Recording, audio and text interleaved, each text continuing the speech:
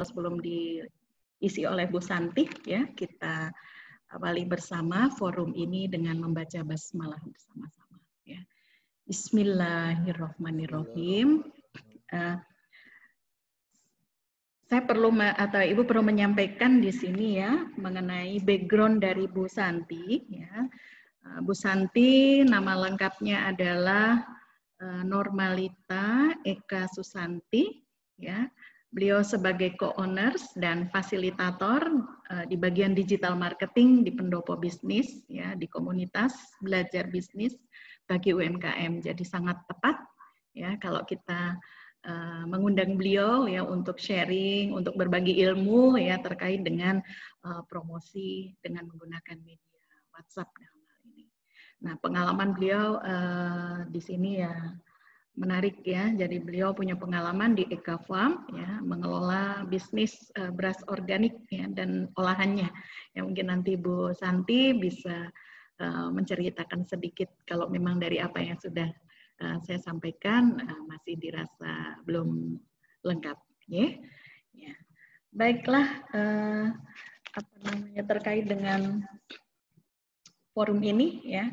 Jadi kalau kita semua kita menyadari bahwa WhatsApp, ya, media WhatsApp itu adalah media yang paling banyak digunakan ya oleh masyarakat, ya, karena terkait juga dengan gaya hidup, ya, gaya hidup baru yang ada bagi para pengguna WhatsApp, ya, khususnya di sini yang memiliki smartphone itu rata-rata memiliki aplikasi WhatsApp, ya. Jadi kalau dari data, ya, mungkin saya coba kutip dari Tribun, ya, Tribun Jogja khususnya, ya. Jadi peringkat penggunaan media sosial, ya, aplikasi itu kan ternyata peringkat tertinggi itu ada pada WhatsApp. Jadi banyak sekali masyarakat atau yang menggunakan WhatsApp dalam hal ini ya. Ada WhatsApp, ada YouTube, ya, lalu Instagram dan berikutnya juga Facebook dan lain sebagainya. Ya, jadi media ini sangat efektif apabila kita manfaatkan untuk menyampaikan informasi yang terkait dengan promosi dalam bisnis. Ya, dan ada sedikit kata yang menarik juga. Jadi kenapa media atau media smartphone ini ya, smartphone ini menjadi penting ya untuk kita gunakan di dalam memasarkan produk kita. Ya, mungkin saya coba mengutip dari apa ya, ada potongan lirik legendaris ya dari Pak Kasur. Kalau dulu ya lagu beliau itu kan ada ya, mungkin masih apa ada yang tahu atau tidak ya pada saat ini. Jadi kalau dulu kan kata Pak Kasur itu bangun tidur ku terus mandi ya, tetapi untuk kondisi saat ini sepertinya sudah kurang relevan ya Bu Santi ya. Jadi kalau sekarang itu bangun tidur ku terus cek smartphone.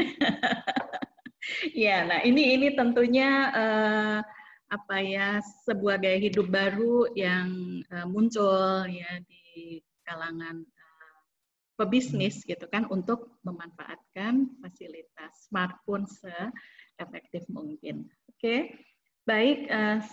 Selanjutnya saya berikan kesempatan ya kepada Bu Santi atau ke Bu Normalita Eka Susanti ya untuk menyampaikan materi mengenai bagaimana ya sukses promosi menggunakan WhatsApp bisnis.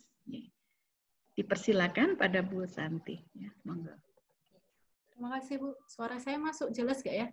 Masuk, ya, jelas. Oke. Alhamdulillahirrahmanirrahim. Assalamualaikum warahmatullahi wabarakatuh. Waalaikumsalam warahmatullahi wabarakatuh. Alhamdulillahirrahmanirrahim. Tadi seperti sudah diperkenalkan oleh Bu Hasnah ya, nama saya Normalita Eka Susanti, tapi lebih sering dipanggil Santi. Saya fasilitator di Pendopo Bisnis. Jadi memang Pendopo Bisnis ini fokus kami adalah mendampingi UMKM sih, terutama yang bisnisnya masih di bawah omset 300 juta per bulan ya. Kalau tidak salah kan standarnya dikatakan UKM atau UMKM ya, itu kan yang paling bawah itu kan di bawah 300 juta per bulan gitu. Kenapa fokus kami di situ? Karena memang melihat kenyataan di lapangan sih biasanya itu banyak apalagi pas kondisi pandemi ini ya, itu banyak yang mengalami bisnisnya itu turun drastis penghasilannya gitu. Bahkan teman-teman kami yang penghasilannya biasanya omsetnya di atas bisa 300-400 juta per bulan, yang sudah di atasnya lagi, yaitu juga banyak yang turun bisa sampai setengahnya kayak itu. Nah, kemudian akhirnya kami membuat ini tuh memang termotivasi untuk itu sih. Dan salah satunya kenapa materi yang sering kami sampaikan tuh WhatsApp marketing gitu. Karena kebanyakan pemilik UMKM itu sudah Bapak Ibu. Yang kalau misalnya mungkin kalau ini sebagian masih mahasiswa ya, sebagian besar. Ada UMKM juga ya Bu ya? Atau kebanyakan mahasiswa? Iya, di sini ada. Jadi peserta ini kan memang lebih banyak mahasiswa yang saat ini mengikuti mata kuliah perencanaan bisnis dan juga persiapan untuk semester berikutnya itu di mata kuliah pengembangan bisnis. Nah, di luar itu juga ada beberapa UMKM mitra yang menjadi binaan dari para dosen di Fakultas Ekonomi. Ya. Dan juga ada Bapak Ibu dosen ya yang mengampu di mata kuliah perencanaan bisnis ya. Kalau yang mahasiswa semester berapa Bu berarti? Kalau mahasiswa kemarin itu berarti kan semester 4. Ya. Oh masih muda-muda berarti ya? Masih muda-muda. Jadi kemarin baru belajar bagaimana menyusun bisnis plan yang marketable gitu ya. Namun sudah dilanjutkan dengan uji coba. Jadi apakah memang benar produknya layak, dari berbagai aspek itu memang layak. Nah ini dilakukan uji coba di akhir semester ini. Nah nanti dari proposal itu, bisnis plan itu, jika memang dari hasil uji coba kemarin dinilai layak, itu akan ditindaklanjuti di mata kuliah semester berikutnya, yaitu mata kuliah pengembangan bisnis. Nah di pengembangan bisnis ini mahasiswa sudah full prakteknya. Seperti itu. Ini berarti memang dibekali skill dulu sebelum mereka praktik ya Bu ya? Betul. Oke. Keren ya UMY ya.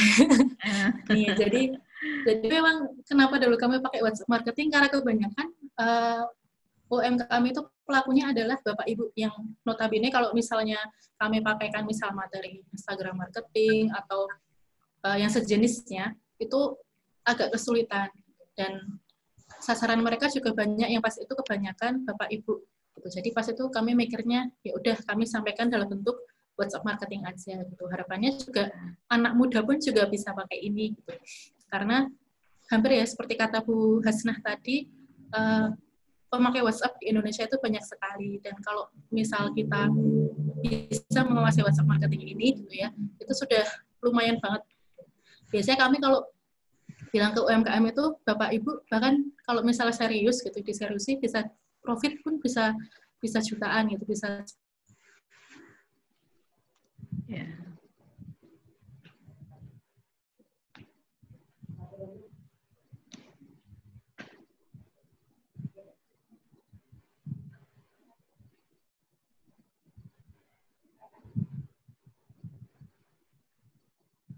akses untuk bisa share screen.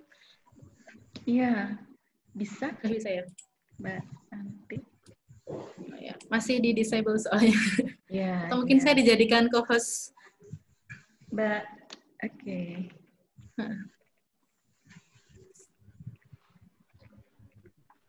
Oke.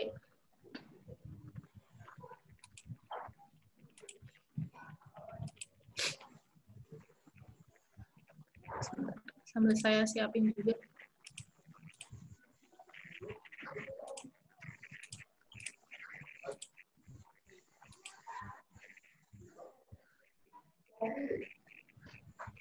Gimana Bu Santi? Bisa di-share filenya? Masih aja Bu, biar bisa share screen.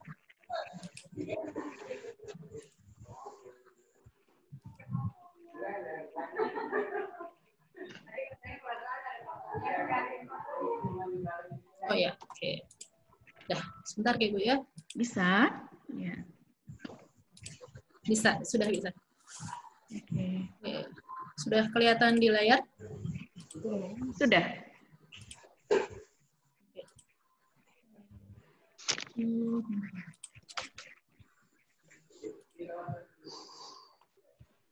Saya perbesar dulu ya. Yeah. Langsung dari sini saja nih. Jadi Bapak Ibu supaya nanti tidak terlalu lama juga materinya, karena waktunya cuma sampai jam 11 kalau nggak salah ya Bu ya. Iya, betul. Jadi kurang lebih ini kemarin materi yang kami sampaikan ke UMKM. Jadi sebenarnya istilah WhatsApp marketing itu apa sih? Apakah dia cuma sekedar ngirim pesan promo ke kontak-kontak WA kita atau bagaimana gitu. Terus juga selain itu kita juga membahas tentang bagaimana mendatangkan calon pembeli. Karena intinya dagang ya. Intinya dagang itu kan memang harus ada pembelinya ya. Kalau tidak ada pembeli, tidak ada transaksi. Itu bagaimana sih cara mendatangkannya. Gitu. Kemudian bagaimana merawatnya, dan kalau kemarin kami main sampai strategi tembusnya. Strategi tembus karena kalau tidak dibuat strateginya, nanti ya cuma sekedar materi kelas biasa tapi nggak dijalankan.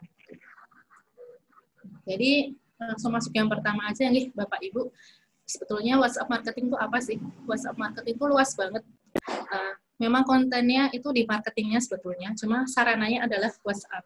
Dan kita ingin menggunakan WhatsApp ini untuk mengubah orang sebelumnya yang tidak tahu produk kita, yang tidak tahu produk kita, itu sampai jadi pelanggan. Jadi kata kuncinya itu di pelanggan. Kenapa sih kita harus mengubah jadi pelanggan? Itu nanti ada penjelasannya sendiri ya. Karena memang bisnis itu kalau misal mau settle, usahakan itu punya pelanggan. Jangan cuma cari pembeli baru terus. Cari pembeli baru terus itu biayanya besar. Nah, ini ya. Jadi salah satu alasan, salah banyak nih, nggak cuma salah satu, kenapa kita pakai WhatsApp itu yang paling pertama adalah ini, kita bisa mengendalikan traffic. Jadi kalau di bisnis online itu, traffic itu adalah, biasa kita sering bilang leads yang masuk. Antara, kalau ke WA ya berarti ada chat WA yang masuk baru, gitu. Itu kita bisa mengendalikan. Kenapa sih kita bisa mengendalikan? Karena kalau pakai WhatsApp marketing, fokus kita itu adalah kita harus punya kontak calon pembeli. WA itu kan kita baru bisa ngontak kalau punya nomor HP-nya. Dan dibandingkan Instagram, dibandingkan Facebook, sebetulnya WhatsApp ini lebih personal ya, karena memang di HP gitu. Tapi dan lebih kemungkinan dibuka itu lebih besar daripada kita DM Instagram atau message di Facebook gitu. Saya nggak tahu kalau adik-adik sekarang lebih banyak pakai Line atau yang lain ya daripada WhatsApp atau enggak, tapi saya sih kalau kontak-kontak sama adik-adik yang masih mahasiswa, kebanyakan mereka masih ada yang pakai WhatsApp juga gitu. Nggak tahu karena kontakan dengan saya, nggak tahu karena memang masih banyak yang pakai atau gimana gitu. Cuma kalau kayak misal pakai Line itu kan juga nggak mesti harus punya nomor HP ya kayaknya ya, asalkan punya Line ID-nya ya. Nah, tapi kalau WhatsApp kita tuh harus punya nomor HP. Jadi ini memang udah, kalau di bisnis online tuh kasta data yang paling tinggi. Karena kalau udah punya nomor kontak WA, misal ya kita mau promo atau apa tuh, kita bisa langsung kontak mereka. Nah, kemudian ini semoga istilahnya nggak istilah asing ya. Saya khawatirnya banyak yang belum masuk bisnis online, mungkin istilahnya sebagian agak asing. Ini istilah yang sering kami pakai kalau di bisnis online. Yang kedua itu menaikkan tingkat konversi. Konversi itu jadi maksudnya adalah yang dari tadi ya, tadi belum beli sampai dia jadi beli gitu. Kalau di bisnis online itu kebanyakan orang tuh nggak beli saat pertama kali lihat iklan. Ada yang bilang mungkin dia butuh sampai 7 kali baru lihat iklan. Ada yang bilang mungkin baru setelah 9 kali lihat iklan gitu. Karena pas yang pertama mungkin dia nggak ngeh gitu. Atau ngeh tapi habis itu ketilep mikir yang lain, melihat yang lain dan sebagainya, akhirnya nggak jadi beli. Makanya kalau kita punya nomor WA gitu ya, punya kontak WhatsApp itu, kita bisa membuat mereka yang sebelumnya itu nggak ngeh dengan pertama kali dengan produk kita, bisa jadi nggak kenal. Tadi ya, alasan pertama tadi kan kita ngubah mereka dari nggak kenal sampai jadi pelanggan. Bisa jadi mereka nggak kenal kita, itu kita bisa ngedukasi mereka sampai mereka kenal, terus kemudian mereka trust, percaya dengan penjualnya, setelah itu beli. Nah, bagaimana cara mengedukasinya, itu nanti ada penjelasannya juga di akhir. Kemudian, ini yang terakhir adalah dia itu aset digital. Sebetulnya, kalau di dunia bisnis ya, terutama bisnis online, cari pembeli baru tuh butuh biaya. Namanya biaya akuisisi ya. Jadi, kalau pengen punya pembeli, itu nggak gratis. Entah nggak gratisnya itu berbentuk uang, entah nggak gratisnya itu berbentuk waktu. Nah, kalau di kami sendiri sih, kami biasa menyampaikan, saya nggak tahu kalau di prodi manajemen mungkin ada pembahasannya ya, karena saya bukan background dari ekonomi juga, itu ada yang namanya outbound marketing sama inbound marketing. Outbound dan inbound. Kalau outbound itu modelnya adalah dia yang frontal ke pembeli. Modelnya biasanya kayak iklan, bisa dengan iklan via Facebook Ads, iklan Google Ads, iklan di TV, iklan promo dimanapun, itu biasanya modelnya outbound. Jadi kayak kita ngasih tahu, mengiklankan produk kita, terus minta orang untuk membeli. Atau misal kalau di mall-mall adik-adik atau bapak-bapak, ibu-ibu datang, terus ada booth tertentu, mbak-mbak atau mas-masnya itu langsung nawarin sambil nyebar flyer dan sebagainya. Jadi memang betul-betul frontal menyampaikan produknya. Gitu. Yang kedua itu ada inbound marketing. Jadi kalau ini bukan kita yang mendatangi calon pembeli, tapi calon pembeli yang mendatangi kita. Kita bikin calon pembeli datang ke kita. Caranya dengan memberikan konten ya. Konten ini ada banyak bentuknya yang menarik buat para calon pembeli itu mau dan datang ke kita, terus kita edukasi, lama-lama akhirnya dia mau membeli produk. Ini mungkin kalau adik-adik pernah lihat, pernah dengar kasus, dulu tuh sempat ada selebgram followersnya kalau nggak salah 2 juta, tapi dia nggak bisa jual 36 kaos gitu. Ada yang pernah dengar nggak ya? Pernah ada kasus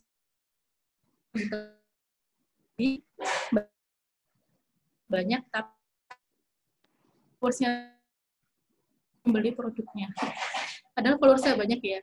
Saya juga sering nemu banyak orang yang endorse atau apa tuh nggak banyak berefek ke penjualan. Kalau nambah following di IG-nya atau nambah followers di IG-nya atau nambah profile visits-nya mungkin banyak, tapi nggak ada juga yang nggak beralih ke penjualan. Padahal biayanya udah keluar banyak gitu.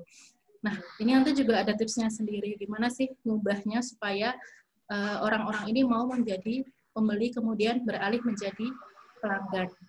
Kalau kita sudah punya kontak WhatsApp ini, itu tuh kayak udah satu step biaya akuisisinya tuh sudah mulai turun. Gitu. Karena kita sudah dapat kontaknya mereka, bisa kita edukasi, kita jadikan pelanggan, di kemudian hari kita nggak perlu biaya banyak lagi buat melakukan penjualan. Ini suaranya berisik ya, depan saya ada yang renovasi soalnya. Semoga nggak ganggu ya. Gitu. Jadi kurang lebih seperti ini. Kalau di di poin-poin itu ya. Paling pertama memudahkan kita promosi karena kita punya kontak, jadi bisa langsung menghubungi mereka. Tapi menghubungi mereka juga ada caranya ya. Karena kalau asal mungkin ada ya, misal mungkin yang UMKM modelnya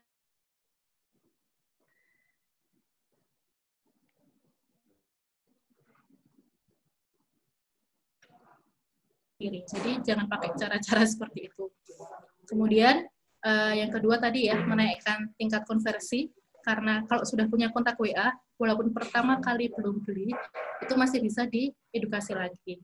Nah, edukasinya caranya yang menarik gimana, supaya nggak spam juga, itu nanti ada caranya sendiri. Terus yang ketiga tadi ya, biaya akuisisinya menurun. Itu terus yang terakhir, seperti kata Bu Hasnah tadi, penggunanya banyak. Jadi kalau misal kita tahu penggunanya banyak, kok kita nggak bisa memanfaatkan, itu kayak semacam rugi tuh. Kita bisa banyak main di situ. Kenapa nggak kita manfaatin di situ? Oke, terus ini mungkin hal-hal teknis ya sebelum masuk ke yang lebih lanjut lagi. Kemarin saya sempat bilang ke Bu Lela juga, udah pada biasa pakai WhatsApp Business nggak ya? Karena WhatsApp Business ini sebenarnya salah satu aplikasi yang membantu banget ya dari WA. Jadi walaupun kita pakai WhatsApp itu, tapi kita bisa naruh katalog, bisa naruh jam buka, bisa naruh keterangan dan sebagainya, bisa bisa ngasih pesan kalau misalnya pertama kali orang datang di luar jam kerja gitu, dan sebagainya. Mungkin kalau adik-adik bisa lebih ini ya, lebih yang anak muda biasanya gampang mempelajari. Jadi kalau saran saya memang sebaiknya kalau pengen berkembang, kalau nggak pengen berkembang ya nggak apa-apa. Itu dari awal udah punya WA bisnis, dan kalau bisa nomor HP-nya beda. Jadi harapannya kenapa? Supaya besok kalau sudah bisnisnya berkembang, itu itu nomor HP itu bisa dikasih ke tim, ke CS gitu. Kita kan pasti nggak berharap ya bisnis kita yang ngurusin terus, pasti suatu saat pengen bisnisnya berkembang, habis itu juga timnya pasti banyak, butuh tim banyak. Masih kecam nomor pribadi, itu khawatirnya masa kita harus ngasih nomor pribadi atau harus merelakan nomor pribadi, itu kan susah. Jadi mumpung belum gede banget gitu, saran saya adalah punya nomor yang berbeda untuk bisnis. Itu ya. Kalau misalnya alasannya kan saya bisa kontak WA pribadi saya Mbak gitu. Ya bisa sih, cuma apakah semua kontak WA pribadi kita tuh pasti target pasar kita? Kadang tuh kesalahan kita tuh adalah kita suka spam di WA gitu ya, sering spam di WA di grup, tapi yang kita kasih promo itu bukan target pasar kita. Jadi ya kayaknya udah capek ngasih promo dan sebagainya, itu nggak ada yang beli karena ya memang bukan target pasar kita gitu. Kayak misal jual produk bayi, kita kan nggak jual ke bayinya kan, kita jual ke ibunya. Kita jual ke bapaknya, belum tentu bapaknya nggak, karena bapaknya nggak pernah beli. Berisik banget kayak ya, apakah kedengeran di depan pas soalnya, maaf ya. Kemudian selain memanfaatkan WhatsApp bisnis ya, itu adalah fokus kita kan mendatangkan calon pembeli. Gitu. Jadi kita harus punya kontak WA target pasar ya, kontak WA target pasar, bukan cuma kontak WA pribadi sebanyak-banyaknya. Makanya saya sangat amat tidak menyarankan model scrap data. Kan dulu sering ya, sekarang masih nggak sih ya, praktik jual beli data nomor WA. Makanya kita sering dapat spam SMS, WA gitu ya. Saya paling mangkal tuh spam SMS sih, dan isinya adalah nawarkan kredit semua. Gitu. Begitu mau diblok, ada SMS lain lagi dan sebagainya. Itu kan praktik-praktik ini ya, scrap data biasanya. Itu sangat amat tidak saya sarankan, karena target pasar itu capek. Kayak marketing itu kan sakjane manajemennya gimana sih biar dengan tenaga yang nggak ngoyo banget tuh kita dapat hasil sebanyak-banyaknya.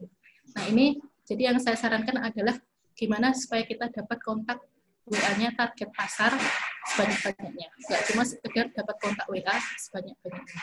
Nah, kemudian setelah dapat calon pembeli datang, itu kita harus bisa ngerawatnya. Ya. Kita biasanya nariknya tuh caranya nanti dengan umpan. Nanti umpannya akan saya sampaikan contohnya apa gitu ya. Karena kalau nggak dirawat biasanya ya udah cuma dapat kontak tapi nggak berubah jadi pembeli. Ini ya. Jadi kurang lebih ini sebenarnya nanti kan saya share juga kalau di kami cara main dapat kontak banyak selama ini pakai apa gitu. Karena mungkin buat tiap usaha bisa jadi bentuknya beda-beda ya, atau cocoknya beda-beda.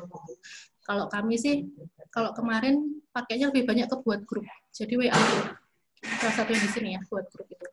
Tapi bisa juga dapat kontak WA itu dengan sosial media marketing. Jadi dengan lewat IG dulu, lewat Facebook dulu, dan sebagainya, kemudian membuat mereka kontak ke kita. Cuma biasanya kalau saya sering lihat ya, misal kayak yang jualan di IG, jualan di Facebook, atau di media sosial lainnya, biasanya itu awal-awal tuh nggak terlalu banyak yang beli gitu, karena sebetulnya media sosial itu kan sarana sosialisasi ya. Kayak tadi kata Bu Hasnah itu kita bangun tidur, buka HP, itu kan juga kita sering lihatnya WA, Line, atau IG, atau Twitter, atau sebagainya gitu. Itu kan sebetulnya kita pengen lihat update teman kita tuh ngapain, atau si doi lagi ngapain, dan sebagainya. Jadi memang kalau kita nggak pintar memainkan di sosial medianya gitu, biasanya tuh jualannya pasti sepi. Apalagi kalau kontennya cuma jualan tok gitu. Saya sering lihat IG orang itu isinya katalog produk tok. Ya itu akhirnya bikin orang yang kenapa gitu kan. Nah, suaranya keras banget, ganggu banget ya Bu? Nggak begitu, nggak terlalu dominan. Saya keras banget. Saya keras banget. Jadi memang seringnya kayak gitu. Padahal di media sosial itu kalau saya sarankan bikinnya itu bikin konten. Kalau teman-teman tahu Riko Buang, mungkin kalau ada itu masih banyak harus tunggu persetujuan. Jadi dia ngomong ganti kita. Jadi kalau misal kita mau, kalau kita tahu itu Huang misalnya ya, itu salah satu bisnis muda itu ya, sebelum dia punya bisnis dropship aja.com. Sebelum dia punya bisnis dropship aja.com, dia tuh manfaatin sosial media itu, dia pertama kali tuh beli akun publik pas itu. Jadi kayak kalau nggak salah Raja Parodi itu sudah banyak followersnya dan isinya anak-anak muda, sama bangun komunitas pengusaha muda di IG. Jadi baru setelah dia punya banyak followers yang sesuai target pasar dia. Target pasar dia itu kan orang yang suka bisnis ya dan masih muda. Karena apa? Setelah itu akan dia jadikan resellernya dia gitu. Itu setelah dia bangun bisnis itu baru dia mengundang orang-orang itu untuk ayo ikutan bisnisku, silahkan kontak saya dan sebagainya. Akhirnya dapat banyak gitu. Ya walaupun konteksnya ini nggak cuma WA marketing ya, tapi kurang lebih bisa seperti itu juga analoginya. Jadi kayak sosial media ini dipakai buat mengumpulkan target pasar. Kita biasanya nyebutnya kolam ikan. Jadi ngundang para target pasar itu masuk ke kolam kita. Itu, atau bisa juga gabung ke komunitas. Komunitas ini juga kita spesifikkan ya, misal komunitas target pasar kita. Kemarin saya dapat ini sih, ada yang konsultasi juga, dia itu jualannya peci Mickey Hat, peci yang kayak dipakai Ustadz Abdul Somad gitu. Pas itu dia bingung, Mbak, saya jualnya gimana gitu. Terus itu saya baru ngeh waktu dia bilang peci Mickey Hat ini adalah peci yang sering dipakai Ustadz Abdul Somad gitu. Kenapa nggak main ke komunitas pengajian-pengajian yang suka ikut pengajiannya Ustadz Abdul Somad? Itu kan kayak pecinya itu identik ya dengan beliau dan mungkin gimana? Dia ada kayak Bu Siti Pontok Bu atau Dek ya? Oke, saya lanjut dulu ya. Itu kenapa nggak coba masuk ke komunitas-komunitas yang mereka yang suka kajian dan sebagainya. Itu bisa loh masuk ke sana juga kayak gitu. Dan kalau cara kami yang ketiga itu adalah buat grup. Jadi konteksnya waktu itu kami bikin grup untuk ada 2 sih. Yang satu buat ini edukasi emas. Jadi finansial.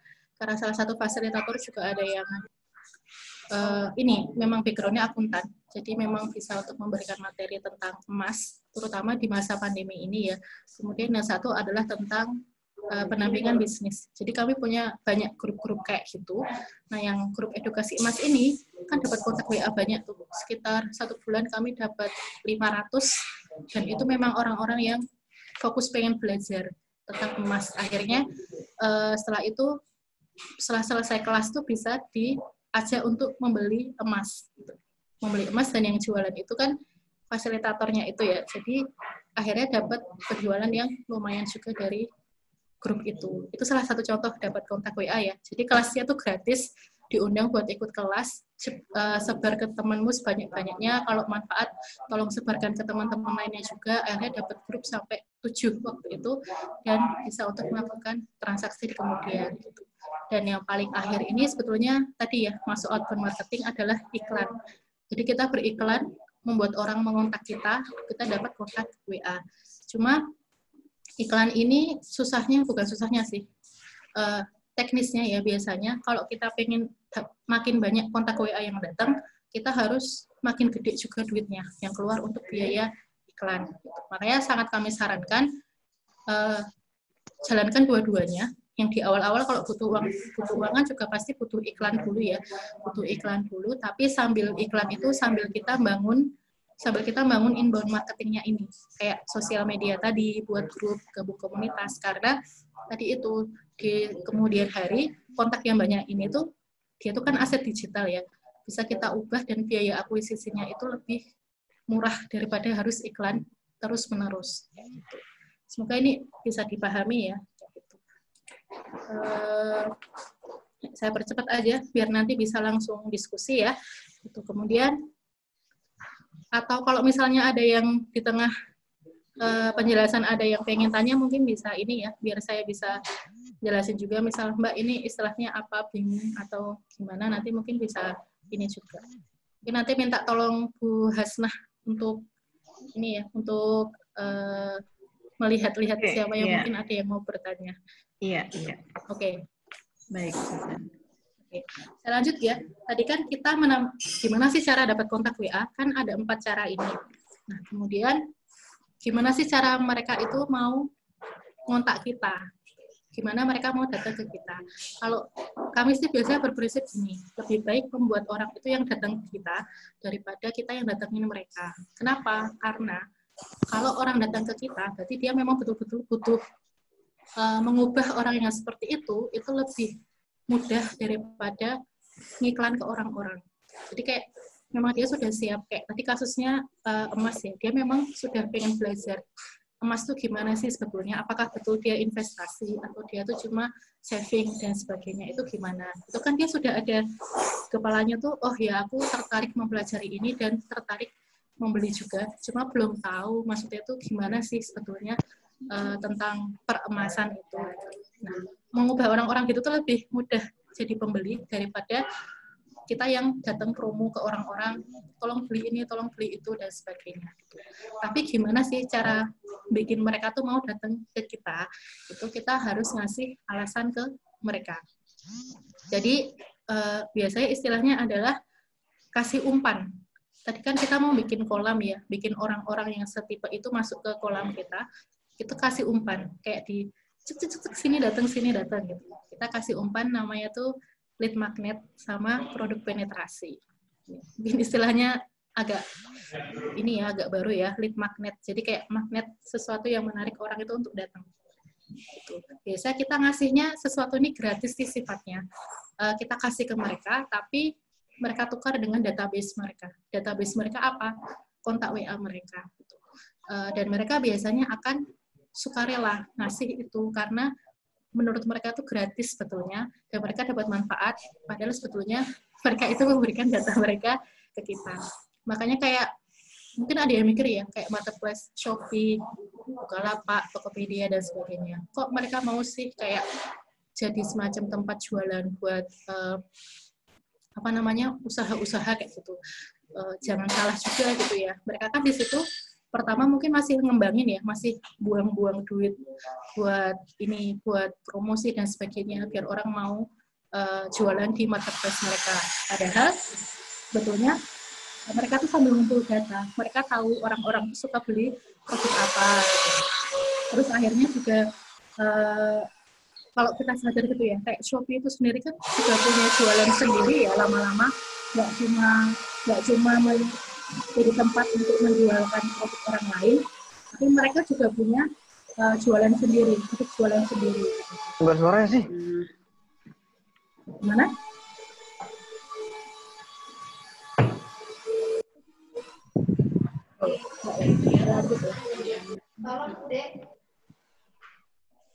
Oke, saya lanjut ya. Jadi sebetulnya itu mereka membakar uang untuk data. Karena kalau udah punya data, mereka tahu, oh orang-orang tuh suka produknya apa sih. Itu yang akan mereka jual. Kemudian lama-lama juga pakai iklan. Sekarang kayak di Shopee, di Marketplace, itu kan mereka menawarkan kredit iklan. Kayak kalau kamu pengen supaya kamu muncul di halaman terdepan, kamu bayar iklan. Jadi mereka udah punya data penjual, data pembeli, dan itu aset mereka, aset digital mereka buat jual beli di kemudian hari. Nah, sama itu kan, mereka memberikan gratis juga buat para penjual. Kalau kita pengen menarik orang buat datang ke kita juga perlu ngasih yang, kalau lead magnet ini biasanya gratis. Biasanya misal kayak kami tadi ya, bikin WA group, silahkan kalau mau belajar ini, ikut kelasnya gratis. Atau misal,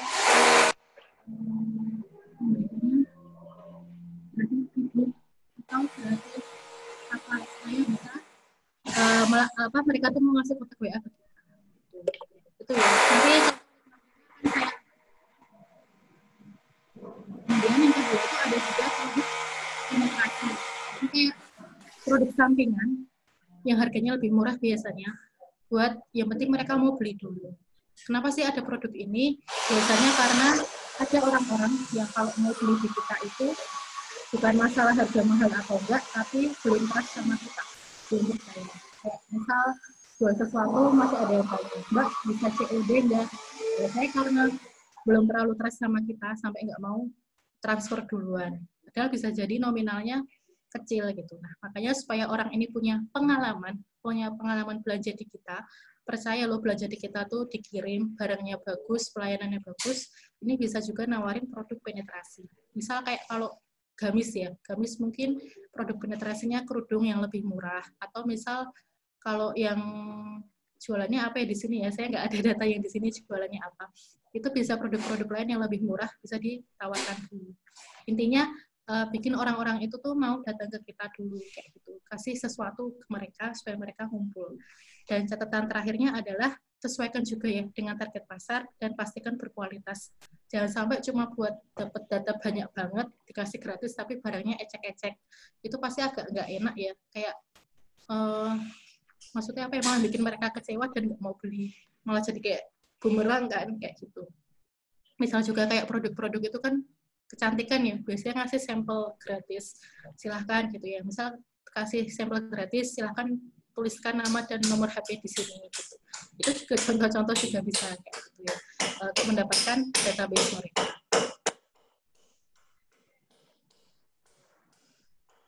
Mungkin sampai sini ada yang mau ditanyakan dulu nggak ya sebelum masuk lebih lanjut lagi? Oke. Baik, silakan jika ada dari peserta di sini yang ingin bertanya dengan Bu Santi dari materi yang tadi sudah disampaikan. Boleh saya bertanya? Ya. Oke, silahkan. Baik, sebut namanya siapa? Pak Tarigan. Ya, silakan Mas Tarigan. Kalau kami kan ada kayak semacam uji sampel. Jadi pas uji sampel itu kita bisa, kalau saya pribadi kemarin pakai kalau semisal, apakah itu juga bisa termasuk dalam kategori yang tadi memancing pelanggan gitu loh. Jadi jadi di saat yang sama kita ingin mendapatkan data dari produk kita, bagaimana pendapat dari pelanggan. Di sisi lain kita juga ingin dapat data dari pelanggan. Jadi misalnya nanti pas di Google Form itu kita masukkan nama atau kita minta nama mereka atau nomor telepon mereka gitu, bisa nggak masuk nggak ya? Kira-kira. Bisa masuk juga. Tadi sampelnya sampel apa Mas? Produknya apa sampelnya? Sudah ini. Sudah tidak ada suara tadi Mas Gegana bukan sih? Enggak ini. Jadi ya tak lanjut dulu ya. Jadi memang salah satu lead magnet itu memang seperti itu ya. Tapi kalau saran saya kalau misalnya ini uji sampel, saya nggak tahu tadi produknya apa, apakah skincare atau apa ya gitu. Saran saya sebelum dikasih sampel gratis ke orang-orang itu juga diuji coba ke orang-orang terdekat dulu ya. Khawatirnya gitu. Nanti pasti juga ternyata ada sesuatu yang tidak menyenangkan, misal kulitnya sensitif atau apa. Itu malah bikin bumerang juga kayak gitu. Jadi pastikan lead magnet kita atau produk penetrasi kita tuh juga yang berkualitas. Jangan sampai pas sudah diberikan ke orang, sudah diminta ngasih data dan sebagainya itu malah bermasalah. Tapi cara tadi itu juga bisa kayak ini ya. Saya dulu sering lihat itu yang kayak gitu tuh kayak nggak tahu cara bacanya. Kalau Occitane yang skincare tertentu itu kalau misal mau dapat ini gratis, ngisi data ini, terus silahkan datang ke booth kami di mall ini, kayak gitu. Itu kan contoh juga ya, oh orang ini yang mau ngambil itu kan pasti orang yang tertarik dengan produknya. Itu bisa juga caranya seperti itu, lead magnet. Atau bisa juga kalau produk yang lain, nanti disesuaikan ya, bisa juga kayak bikin WA group, atau kalau misal mau dapat e-book gratis gitu, e-book gratis tentang manajemen bisnis gitu. Silakan masukkan data atau email kalian, nomor HP kalian, nanti kami kirimi via WA gitu misalnya. Tolong pastikan simpan nomor HP kami supaya karena kami ngirimnya broadcast supaya pas kami kirim bisa sampai ke kalian. Itu juga contoh cara dapat database loh gitu. Dan itu kalau kita minta mereka nyimpan itu memastikan kita nggak spam juga kalau ke mereka. Gitu ya. Jadi mereka sudah nyimpan kontak kita, itu juga bisa. Saya pernah lihat yang kayak gitu tuh modelnya itu dia akun Twitter strategi bisnis kalau nggak salah. Jadi dia siapa mau dapat summary resume buku-buku bisnis, saya resumkan, saya kirimkan ke nomor WA kalian, tapi kalian tolong tolong kirim nomor WA kalian, kemudian simpan nomor saya supaya nggak dianggap spam gitu sama WA. Terus akan saya kirim rutin, misal 1 bulan sekali. Itu juga contoh-contoh dapat database, dapat nomor WA dengan cara yang menyenangkan target pasar kita dan nggak dianggap spam kayak gitu ya. Pencet maaf. Mungkin yang lain ada yang mau ditanyakan dulu? Bu Santi, ya, tadi saya menambahkan saja. Tadi kan sempat disampaikan oleh Mas Tarigan ya. Jadi kalau di mata kuliah ini saya sampaikan seperti apa yang kita lakukan di mata kuliah perencanaan bisnis. Itu kan tahap awal mahasiswa menyusun bisnis plan-nya. Nah, tentunya kan pada saat itu mereka juga membuat prototipe produknya, ya.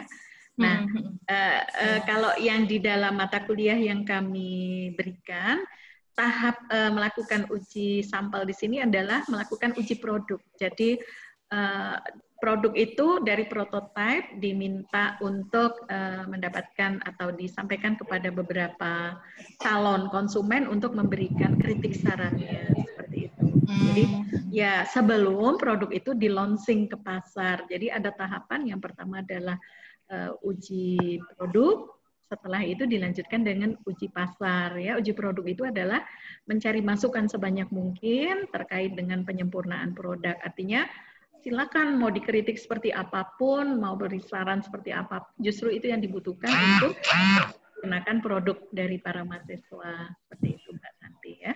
Nah, apabila nanti ya dari hasil masukan itu tentunya kan diolah, ditindaklanjuti, produk itu sudah disempurnakan, baru dilakukan uji pasar. Uji pasar di sini penekanannya pada selling ya, jadi kemampuan menjual seperti itu.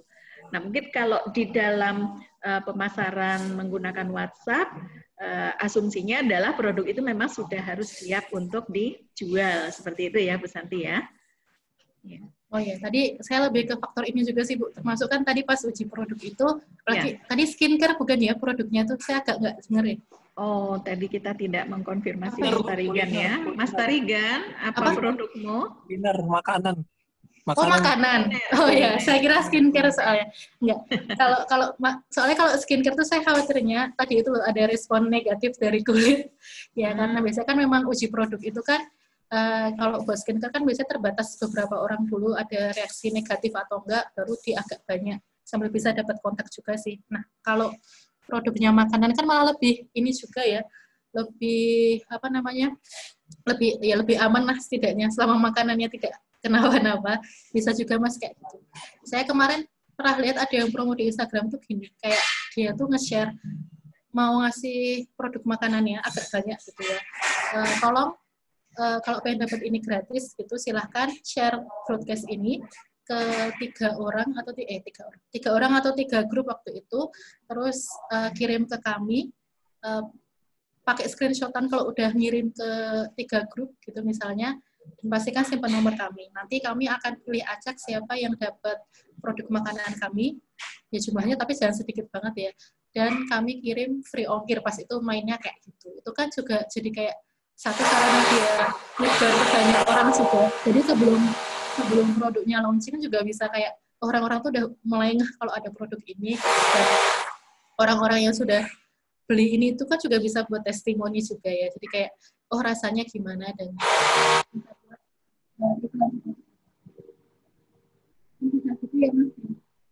saya mau jadi tester juga mungkin. Kalau tertarik. Itu ya. Mungkin ada yang mau tanya-tanya. Suaranya agak bergema, Bu Santi. Ya, bergema ya. Kemarin dari kamu barang-barang. Sekarang kedengaran nggak, Bu? Iya. Kedengaran masih bergema? Bergema. Putus-putus, Bu.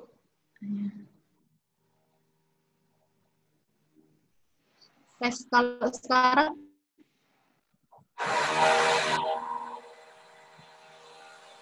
Halo? Ya. Masih bergema nggak, Bu? Suaranya menghilang, Bu Santi. Suara saya nggak masuk. Nah, ini sudah. Sekarang sudah. Udah? Oh ya. Sudah. Oh ya, maaf. Oke, saya lanjut dulu aja berarti ya Bu ya. Ya, silakan. Bu. Ya, maafkan. Ini kayaknya sinyalnya kurang stabil di sini. Salah satu operator di Indonesia. Tidak usah saya sebut namanya, yang terkenal sinyalnya agak tidak bagus. Itu ya.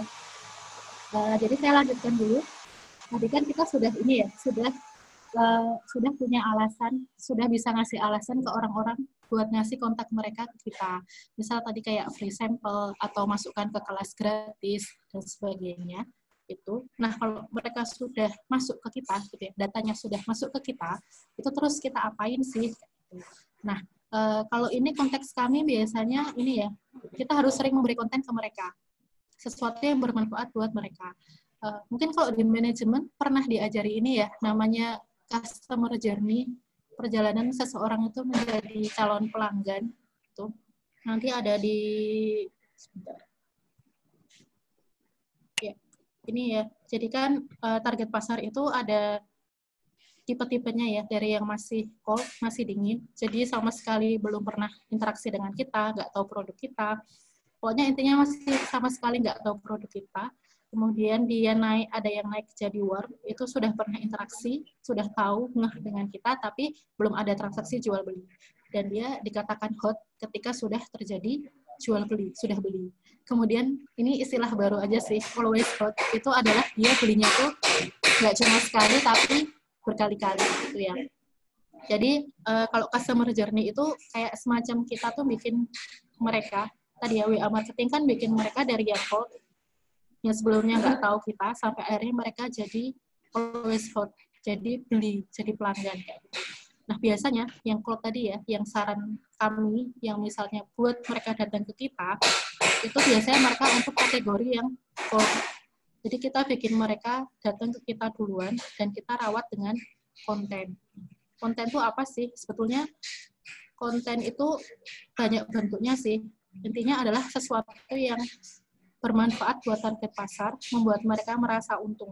Gitu. Kalau misal konteks WA Group tadi ya, misalkan kami memberikan kelas gratis, itu kan kami memberikan konten how to memanage emas gitu ya, atau bagaimana jual beli emas yang aman, atau jual beli emas itu bagaimana caranya buat saving selama pandemi. Misal, dan beli yang aman tuh di mana, harga yang rasional tuh di mana. Itu kan konten-konten manfaat buat mereka gitu. Kenapa sih perlu diberi konten? Kalau yang masih cold ya, itu karena memang mereka karena belum tahu, harus diedukasi dulu sampai mereka itu paham. Terus paham kenapa sih mereka butuh, misalnya tadi ya konteksnya, kenapa sih mereka tuh butuh mengamankan dana dengan membeli emas misalnya. Itu kan sebelumnya nggak tahu ya, kenapa sih harus beli emas gitu. Sudah tahu kalau harus mengamankan, mereka sudah trust sama kita juga sebagai yang memberi materi bahwa kita tuh bisa dipercaya. Akhirnya dia sudah bisa habis itu melakukan jual beli.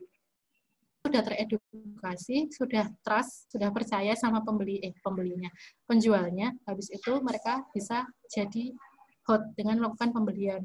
Dan karena merasakan manfaatnya, akhirnya mereka naik lagi jadi pelanggan. Bisa jadi belinya berkali-kali, atau bahkan naik pangkat jadi tim penjualan kita. Misalnya jadi reseller, atau dia promosi gratis ya, getok tular ke orang-orang itu juga bisa. Itu fungsinya kita ngasih konten. Kalau konteksnya tadi ya, WA Group. Sosial media juga tadi kayak gitu ya. Jadi kayak sosial media itu banyak digunakan juga buat edukasi calon pembeli baru. Pembeli lama juga bisa sih diedukasi, tapi biasanya konten buat mereka itu akan beda. Kayak pembeli itu, kan sebetulnya dia sudah trust ya sama kita. Kontennya pasti akan beda promonya dibanding yang masih belum kenal. Nah, kemudian juga kalau misal kita mau ngasih konten, itu berikan dalam waktu yang terjadwal, rutin dan konsisten. Misal tadi kelas WA Group itu kami berikan konsisten, misal setiap hari ada konsultasi, atau seminggu sekali ada kelas. Karena biar nggak cuma sekali tuh, jadi kayak orang tuh akan ada waktu-waktu tertentu di mana kita belajar tentang materi ini. Kalau mainnya di media sosial malah disarankan rutin tiap hari ya sebetulnya. Karena ya itu materi tersendiri sih, tapi itu meningkatkan performa kita kalau di media sosial. Mungkin kalau adik-adik juga lebih paham ya media sosial. Dan yang pasti konten ini tuh bikin mereka tuh interaksi sama kita. Jadi kalau mereka interaksi sama kita, bikin mereka itu menanti-nanti konten dari kita, habis itu mereka pasti itu masih jadi trust sama kita. Tapi makanya kontennya itu jangan konten-konten yang jangan yang terlalu panjang, dan usahakan agar konten-kontennya itu interaktif. Mungkin nanti ada studi kasus juga ya di sini ya. Tadi kan kasusnya WA group. Kalau kasusnya yang lain gimana Mbak? Misal kita nggak bisa bikin WA group, misal kita mau bikin pakai cara yang lain. Misal kita bisanya cuma japri gitu ya. Itu kita juga bisa pakai broadcast. Gitu ya. Mungkin ada yang sering pakai fitur broadcast yang tadi itu ya, bisa japri satu-satu ke orang, tapi langsung ke banyak orang. Tadi itu kalau misal contoh kayak kasus makanan, misal tukar makanan tapi simpan nomor kami supaya bisa kami kabari atau gimana, itu kan kita bisa broadcast ke mereka ya, bisa bikin mereka jadi daftar broadcast kita. Karena syarat broadcast kan dua-duanya harus saling nyimpen nomor. Kalau kita nyimpen, mereka nggak nyimpen kan, jadi biasanya nggak kekirim. Gitu. Tadi kayak ada yang ngomong, enggak ya? Harus dua-duanya nyimpen, kalau nggak nanti nggak kekirim dan kayak muspro nggak kekirim. Jadi kalau pastikan kita berikan konten yang bagus juga lewat broadcast, itu juga bisa, atau lewat status itu yang membuat orang tuh kira-kira akan tertarik buat komen misalnya, atau gimana maksudnya, dan berikan yang jangan terlalu panjang dulu. Jadi kayak attention span itu apa ya bahasa Indonesianya? Orang itu kan fokusnya nggak bisa lama ya, jadi kayak berikan hanya dalam waktu singkat itu bikin mereka tertarik buat ngeh atau komen, respon lah intinya. Bisa status, bisa broadcast, bisa juga WA group. Itu ya. Jadi kayak mereka sudah datang, sudah simpan nomor kita kan pasti bisa lihat status ya. Mungkin ada yang mau ditanyakan dulu juga terkait ini, terkait konten. Ya, silakan. Ya, silakan jika ada yang mau bertanya dengan Bu Santi ya.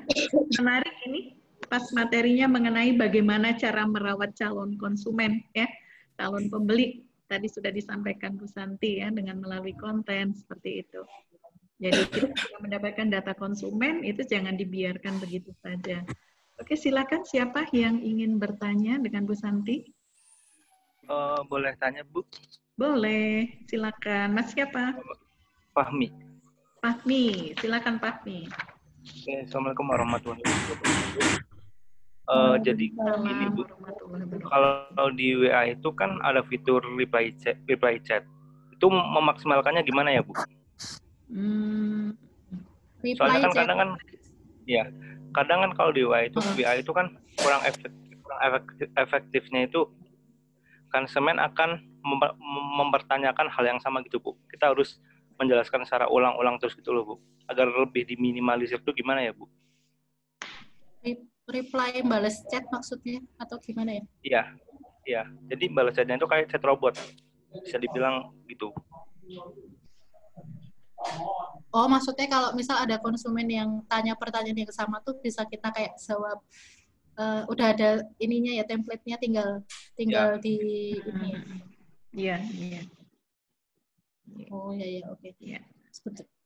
Proses chatbot gak sih Mas? Biasanya saya sih gini, jadi kalau misal punya CS ya, atau masih jadi CS sendiri, kita tuh bisa bikin kayak semacam template sih gitu. Pasti kan kita tahu dari sekian lama menangani berbagai macam calon pembeli, itu ada pertanyaan yang disampaikan berulang-ulang. Frequently expressions kan, kayak gitu. Nah, itu bisa kita simpen. Biasanya bisa simpen di chat kayak gitu. Kalau suatu saat ada yang bertanya seperti itu, kita tinggal ngasih template-nya. Gitu. Ya, saya sih nggak nyaranin chatbot ya, karena gimana pun yang kita hadapi itu manusia. Gitu. Jadi kayak mending berikan sentuhan personal. Tapi kalau biar kita nggak ribet banget, misal harus ngetik ulang dan sebagainya, simpan aja gitu. Jadi kayak jawaban kayak gitu simpan aja. Terus nanti kalau ada yang tanya tinggal di copy paste, jawab ke dia. Biasanya saya suka kayak gitu tuh nyimpen pakai ke chat pribadi. Jadi saya ngechat diri sendiri, habis itu semua yang di situ tak masukin ke situ, habis itu tinggal copy aja kayak gitu. Gitu nggak ya maksudnya Mas siapa tadi namanya? Fahmi ya? Mas Fahmi, ya gimana? Iya. Seperti itu yang dimaksudkan Mas Fahmi? Ya, Bu. Ya? Iya. Oke. Baik, masih diberi waktu lagi buat bertanya Bu Santi atau lanjut? Boleh satu pertanyaan dulu, Bu? Ya, silakan. Izin bertanya, Bu. Ya? Saya Sinta. Ya, Ya. silakan Sinta. Saya mau bertanya, kalau misalnya kita merawat pelanggan dari WhatsApp itu kan harus melalui konten. Nah, kontennya itu harus sejalan sama, misalnya kita jual kuliner. Nah, harus sejalan sama kuliner kita, atau misalnya kita bisa motivasi-motivasi, tapi kayak motivasi yang lain gitu, nggak ada hubungannya sama produk kita gitu. Apakah bisa kayak gitu? Terima kasih, Bu. Itu di WA ya hitungannya ya? Iya. Sebetulnya kalau konten ini nggak harus terfokus hanya pada produk kita sih. Dek, mau bilang Mbak ya, Dek atau Mbak ya, Dek aja ya. Tapi memang konten ini harus disesuaikan, ya Dek berarti ya, disesuaikan dengan yang disukai target pasar kita. Kayak misalnya gini, pasti kan kalau kontennya hanya melulu edukasi, itu orang nggak akan terlalu, pertama mungkin tapi lama-lama pasti udah bosen ya. Saya pernah dapat contoh itu dari, kalau ini sih, selebgram, bukan selebgram, dia punya akun di Instagram gitu. Jadi dia kan harus sering ngasih konten. Dia akun bisnis, jadi kayak buat belajar bisnis, lebih ke media sosial sih, influencer di media sosial. Jadi waktu itu dia ngasih konten edukasi. Karena dia punya jualannya tuh tripod dan sejenisnya. Dia ngasih konten edukasi, tapi kok interaksinya sedikit gitu. Akhirnya dia mikir ulang, target pasarku tuh siapa sih? Target pasarku ternyata adalah yang paling potensial itu vlogger, karena dia jualan tripod ya. Kan sekarang baru tren banget vlogger, YouTuber itu kan banyak banget. Akhirnya dia ngubah kontennya dia, nggak langsung tentang jualan atau betapa bagusnya tripod saya, tapi gimana sih tips and trick misalnya cara bikin video itu yang bagus, hasilnya bagus, walaupun misal dengan kamera hanya harga segini, misalnya kayak gitu ya. Akhirnya tuh interaksinya banyak gitu. Dan tiap kali interaksinya banyak itu, dia kan bikin kontennya dia pakai video juga ya. Di tiap video itu dia selalu masukin tripodnya dia. Jadi dia kayak memasukkan produk ke situ, lama-lama kan orang-orang sering interaksi dan lihat produk itu, lama-lama tanya, Mbak ini harganya berapa. Jadi kayak mulai ada tertarik dengan produknya gitu. Jadi kalau bab konten itu nggak harus melulu tentang produk kita, tapi sesuaikan dengan apa yang target pasar kita sukai. Misal produknya Dek siapa tadi namanya? Dek Sinta ya? Sinta. Produknya ya. Dek Sinta tuh apa? Kuliner ya sepertinya. Iya, kuliner.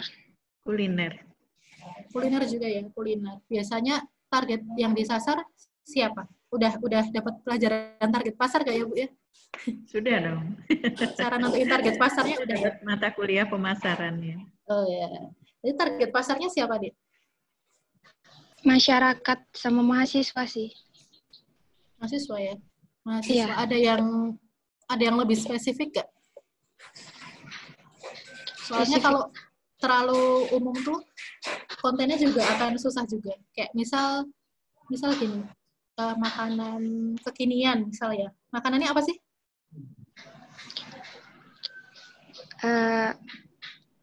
Nasi kuning, Bu.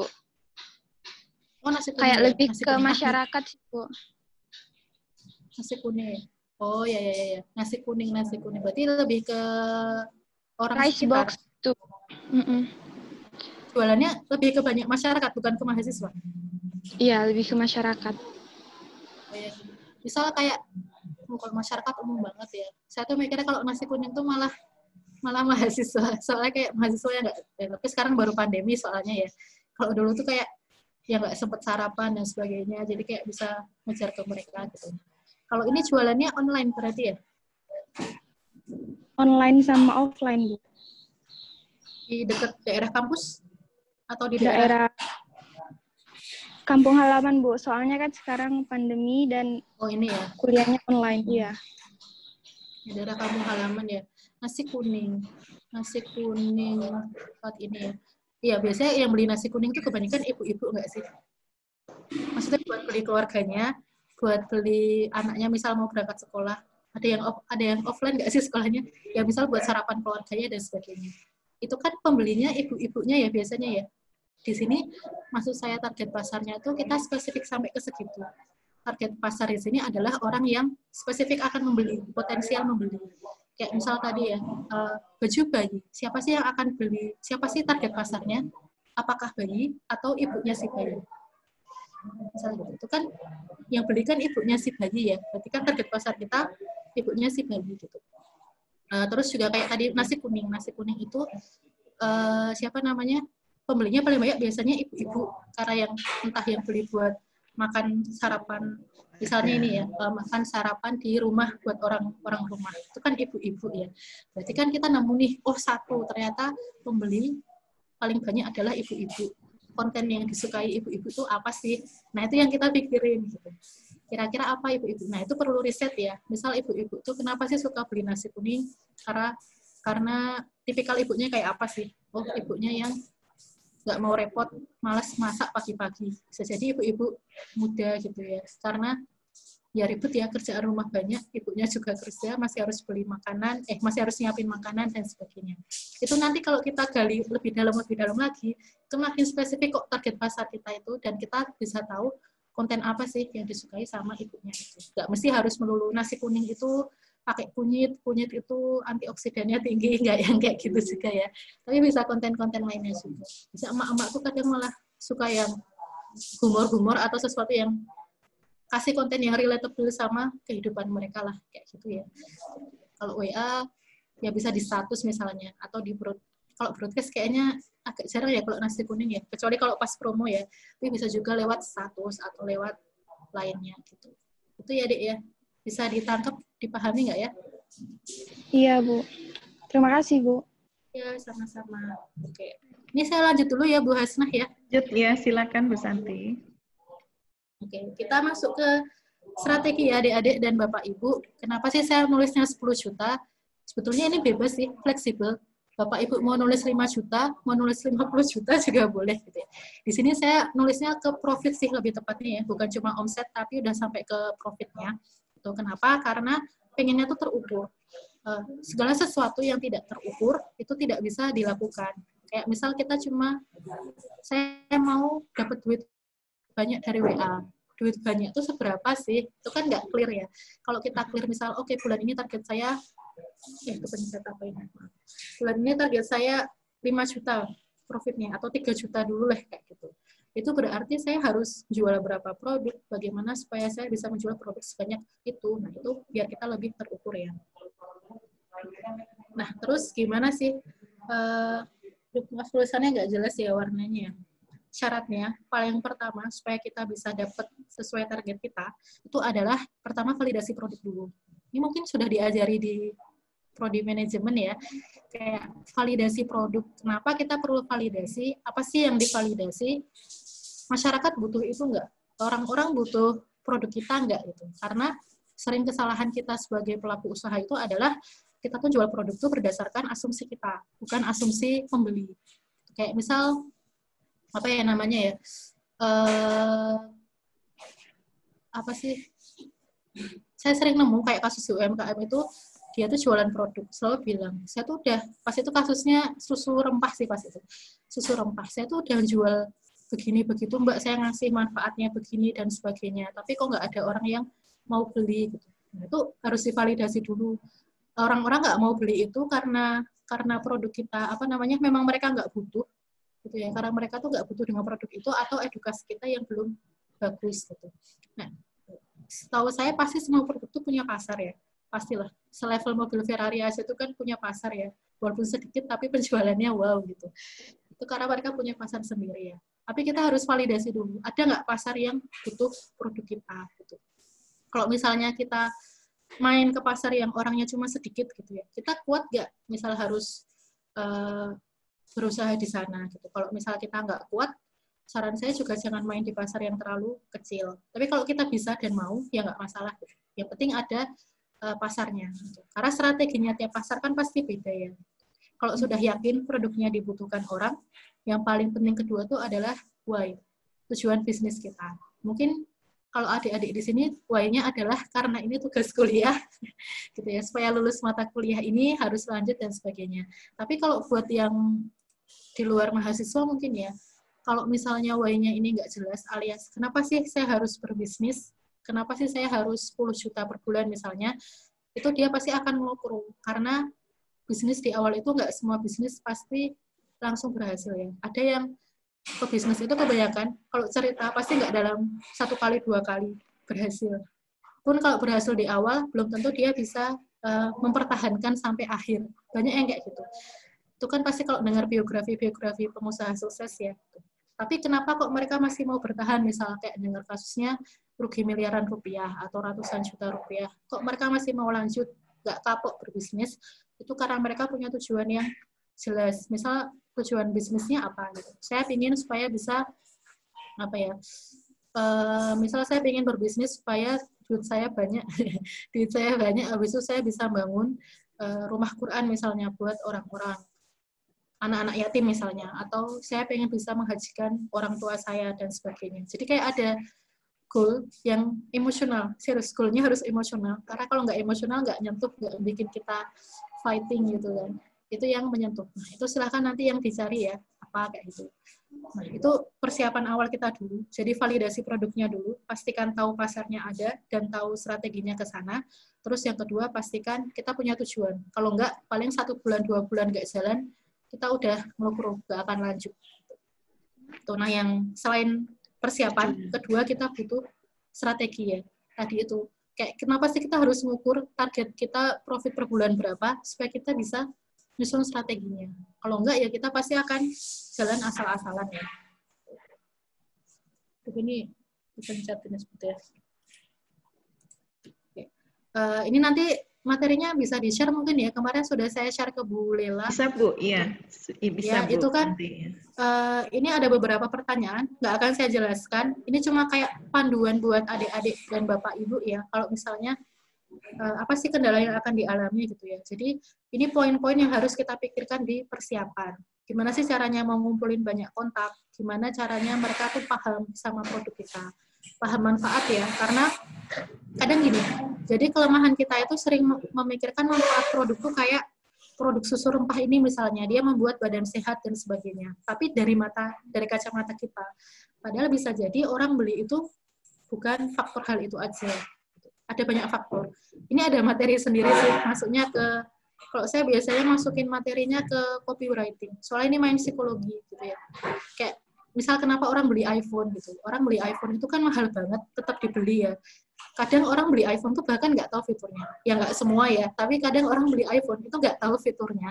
Tapi kenapa sih mereka beli? Karena menurut mereka, manfaat iPhone untuk mereka adalah menaikkan status sosial.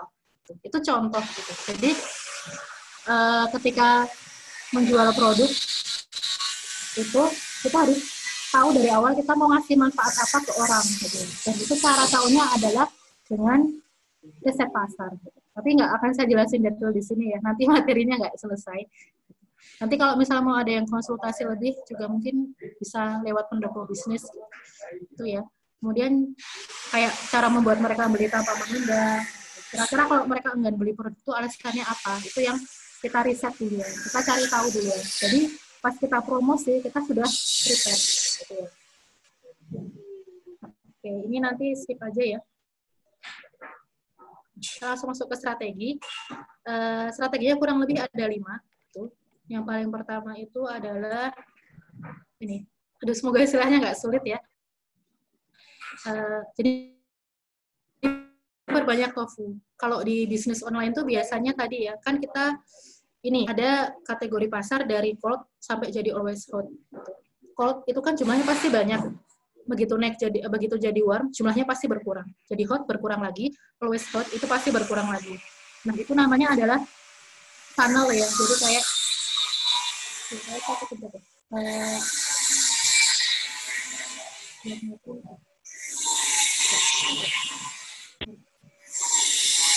Jadi pasti ada namanya funneling, pasti akan berkurang dari yang cold sampai jadi warm, sampai jadi pelanggan itu pasti akan jumlahnya makin sedikit. Nah, kalau di sini cold itu kita kasih istilahnya dia tuh tofu, bukan tofu tahu ya, tapi of funnel. Jadi funnel yang paling awal, gitu, paling tinggi. Ini jumlah orangnya banyak. Nah, ketika kita ingin mendapatkan profit gitu ya, kita strategi pertama adalah perbanyak prospek datang ke WA kita. Kenapa? Karena tadi itu, misal kita pengen punya profit 10 juta. Misal satu produk untungnya adalah 25.000 ya misalnya, asumsi ya. Di atas sarannya berarti kita butuh jual 400 produk. 400 produk kalau mau profitnya 10 juta. 400 itu kan yang beli. Padahal tadi kita tahu, yang beli, orang yang datang ke kita, itu belum tentu pasti beli.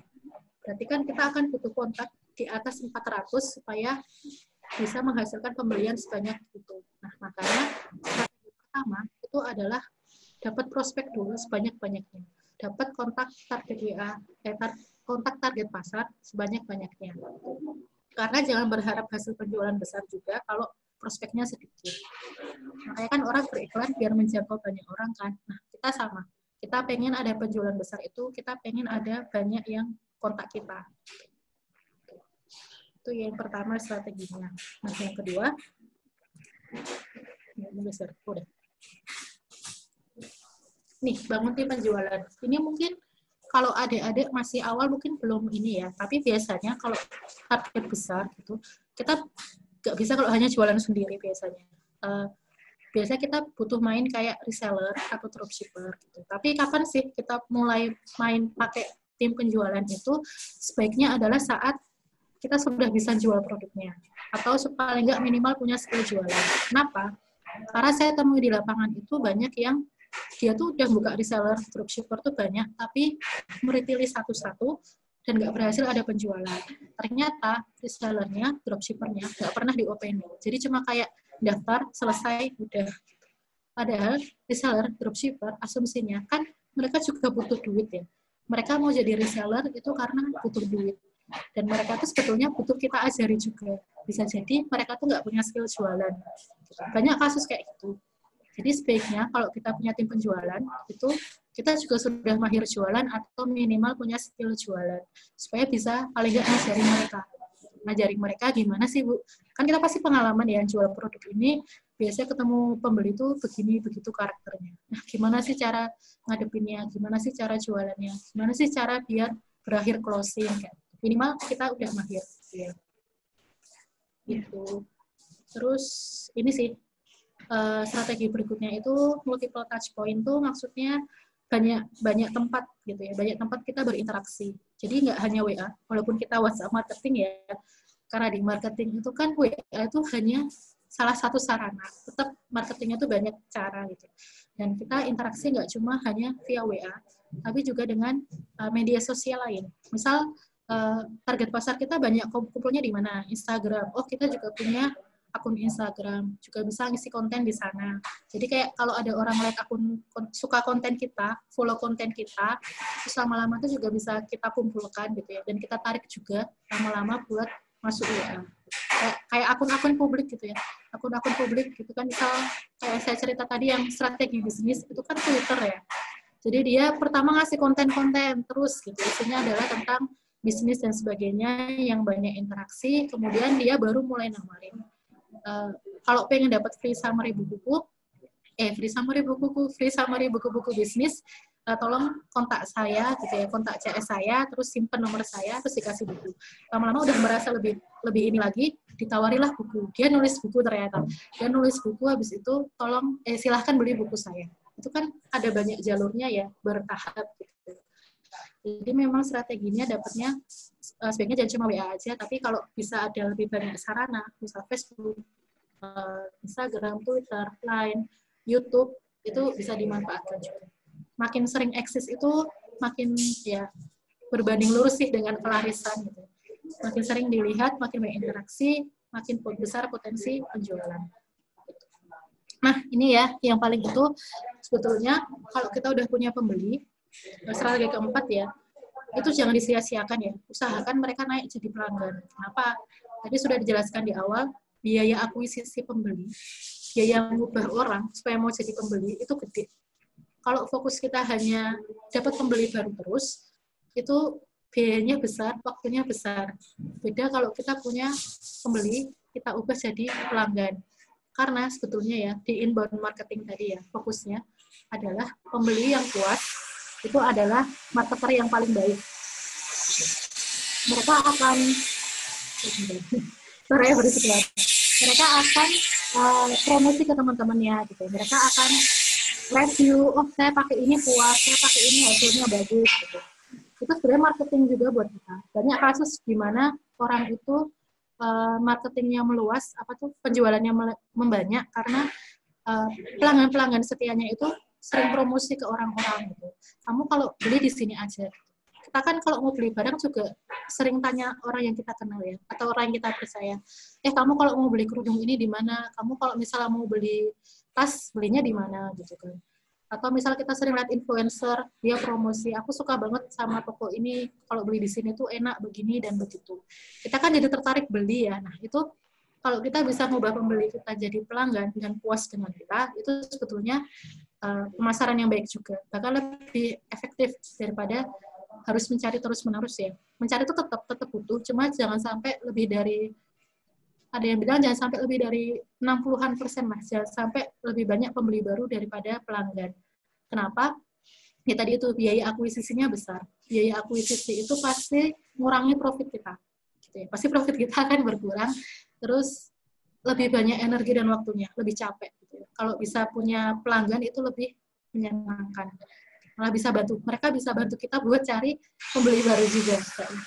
Nah, jadi kita pastikan mereka puas ya, pembeli itu entah bisa dikasih kalau online ya misalnya ya, pengirimannya cepat, atau nggak dikasih tahu tiba-tiba di dalam wadahnya tuh ada bonus. Kita belinya kerudung terus tiba-tiba ada bonus bros misal gitu. Atau beli nasi kuning dapat bonus jus jambu. Itu tapi dicek ya untungnya ya, jangan sampai ngasih bonus tapi ternyata malah rugi banget. Kecuali kalau itu memang dimasukkan biaya marketing. Misal ya, memang masuk ke biaya iklan dan itu masuknya ke operasional nanti ya. Gitu. Terus mereka lebih dari ekspektasi mereka. Ternyata rasanya enak banget sampai mau nangis misalnya gitu ya. Ya enggak, itu contoh aja. Dan yang paling pasti sih after sales service sih, service setelah mereka beli. Kadang kalau belinya online tuh kita sering melupakan kayak kirim tuh kita nggak memanfaatkan momen itu buat kontak-kontakan sama mereka. Misal kayak, Mbak barangnya udah sampai belum gitu. Gimana? Apakah tadi puas dengan produk kami? Misal dia butuh waktu 1 bulan buat pemakaian, setelah 1 bulan, Mbak gimana? Apakah hasilnya sesuai harapan atau gimana dan sebagainya. Ada nggak testimoni atau ada nggak kritik dan sebagainya. Jadi ya uji pasar tadi itu kan, uji produk kan memang ada level kecil ya, sebagian kecil orang dulu. Tapi begitu dilempar ke pasar pun kita tetap harus mengumpulkan itu, kayak mengecek ini tuh gimana sih. Ini bisa buat minta testimoni juga, kritiknya gimana. Itu harus kita berikan after sales service yang memuaskan. Yang natural sih ya, karena jangan menganggap ini tuh kayak nyepam mereka atau gimana. Selama caranya baik, caranya bagus, itu justru malah bikin kayak hubungan kita tuh terjaga sama mereka. Gitu. Kan bisa jadi rasanya kayak teman sendiri. Gitu. Saya punya kenalan, bukan kenalan sih, dulu suka beli kue di orang tertentu gitu kan. Mbaknya tuh ramah banget. Kalau status, jadi kalau malah sering reply statusnya dia juga nge-reply status gitu. Jadi kayak malah kayak teman biasa gitu. Tapi ini lihat juga ya, jangan sampai yang di kayak gituin belum tentu semuanya nggak suka, belum tentu semuanya suka. Misal ada yang itu sopo nge-reply statusku padahal nggak kenal. Gitu. Nah ini emang mainnya harus natural, kita rawat kayak teman sendiri gitu, supaya mereka tuh juga senang sama kita. Kebanyakan orang beli itu lebih banyak faktor penjualnya loh daripada faktor produknya. Jadi kayak bisa jadi di tempat saya lebih mahal 5.000 misalnya. Tapi karena udah kenal sama saya, lebih suka sama saya ramah, saya udah kayak teman, saya mending beli di situ, di tempatnya saya gitu. Kalau beli di sana lebih murah 5.000 tapi mbaknya ketus misalnya, nggak ramah dan sebagainya. Itu bisa ngefek juga. Bayangkan orang beli lebih karena faktor yang lain daripada produk. Karena ya kalau dipikir ya, emang produk kita tuh nggak ada yang jual juga kok, banyak kan, tapi apa sih bedanya produk kita sama yang lain gitu. Harus ada nilai tambah yang bisa kita kasih ke calon pembeli, entah pelayanannya ramah, entah pengiriman cepat misalnya, atau rasanya enak dan sebagainya. Nah, itu yang kita pakai buat merawat calon pembeli maupun pembeli juga. Kalau mereka bisa naik jadi pelanggan itu udah enak banget, dan itu adalah inti WA marketing kita. Ubah dari yang sebelumnya bukan pelanggan jadi pelanggan. Ya. Nih, itu salah malah naik. Ini profit maximizer tuh maksudnya gimana? Ini sih lebih ke ini. Jadi kadang kalau kita jualan, kita punya target. Bisa jadi itu ada produk tertentu yang dia harganya lebih tinggi, untungnya lebih tinggi, gitu ya. Itu bisa kita pastikan, kita usahakan supaya dia penjualannya lebih banyak. Kan kalau kita jualan, udah pernah belajar prinsip Pareto belum ya? Sudah ya Bu ya? Prinsip Pareto yang 80-20. Oh iya.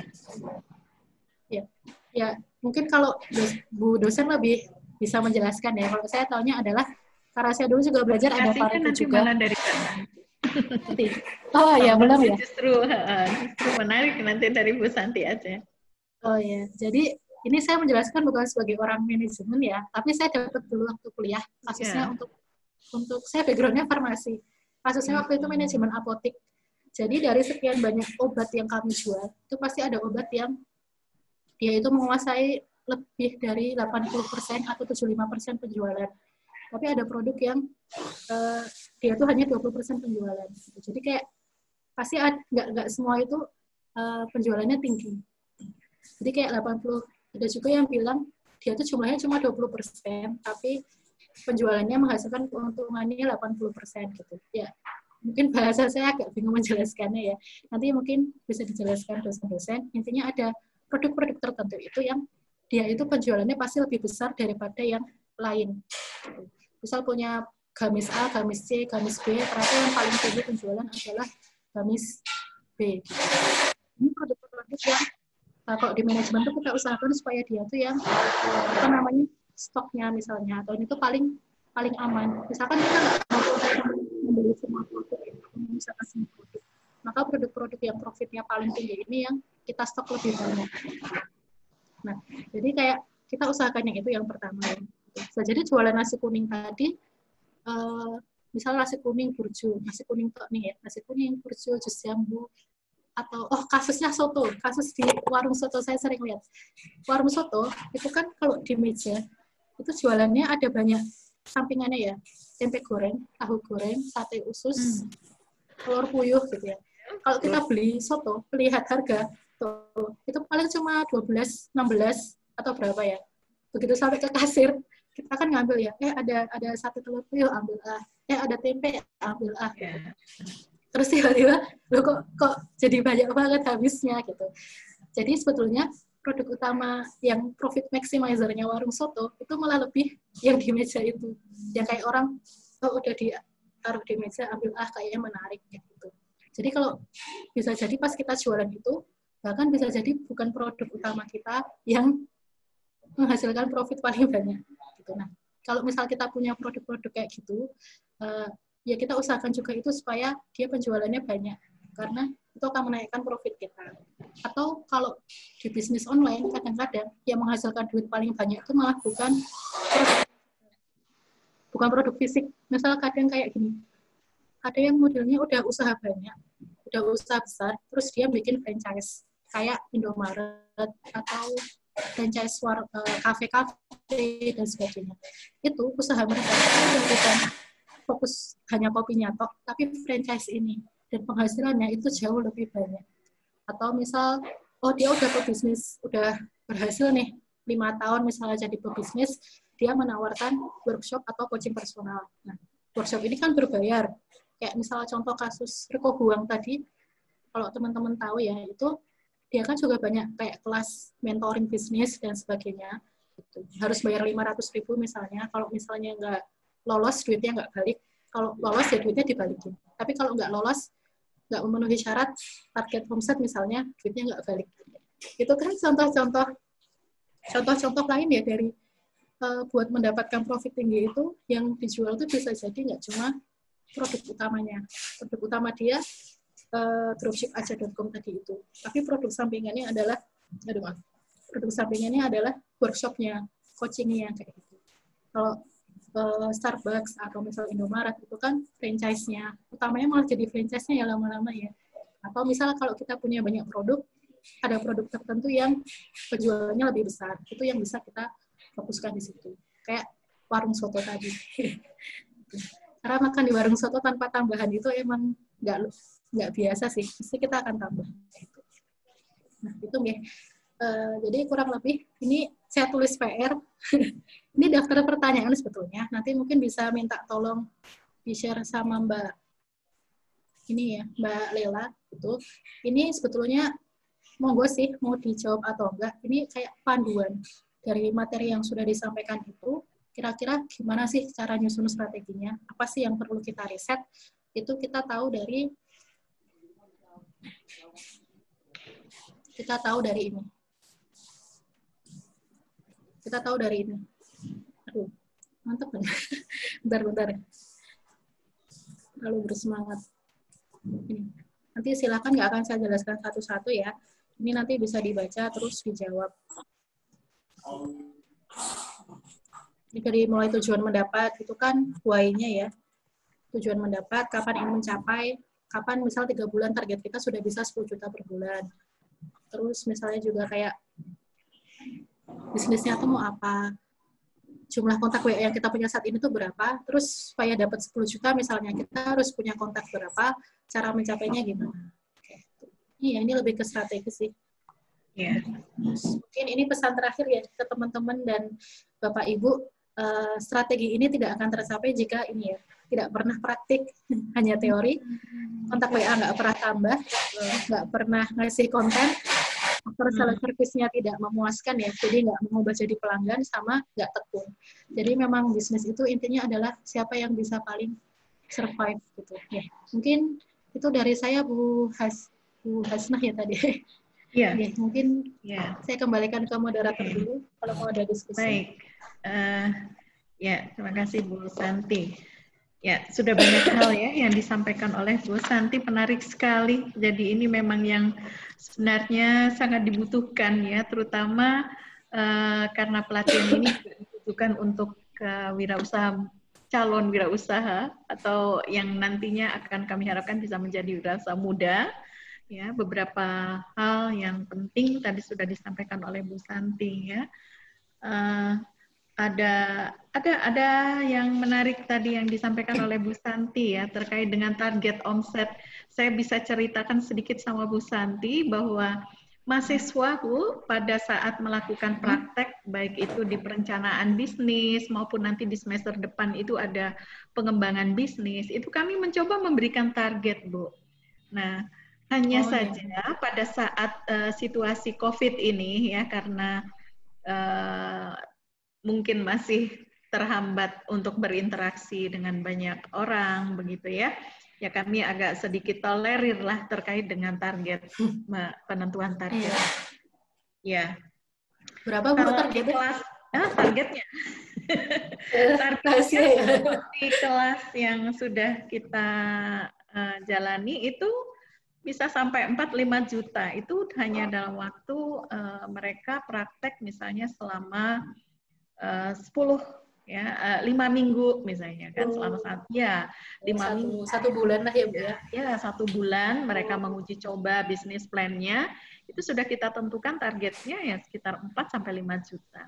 Ya bahkan ada beberapa mahasiswa yang mereka bisa mencapai target itu ya karena yang namanya bisnis memang harus ada target ya Bu Santi ya. Iya, dan tadi pas sekali seperti yang disampaikan oleh Bu Santi. Jadi target itu memang harus ada karena yang namanya bisnis kalau kita tidak punya target kan kita tidak punya greget ya. Iya, benar. Dengan target itu atau termasuk juga kenapa kita menentukan target gitu kan, tentunya ada capaian-capaian yang ingin kita raih gitu kan.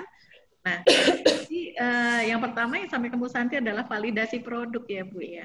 Validasi produk artinya di sini memang dalam marketing itu kan kita jangan menjual apa yang hanya bisa kita buat ya Bu ya. Berarti kan kita harus menjual, memenuhi apa yang diinginkan oleh pasar ya. Mungkin itu akan lebih mudah, memudahkan kita di dalam menjual produk yang kita tawarkan.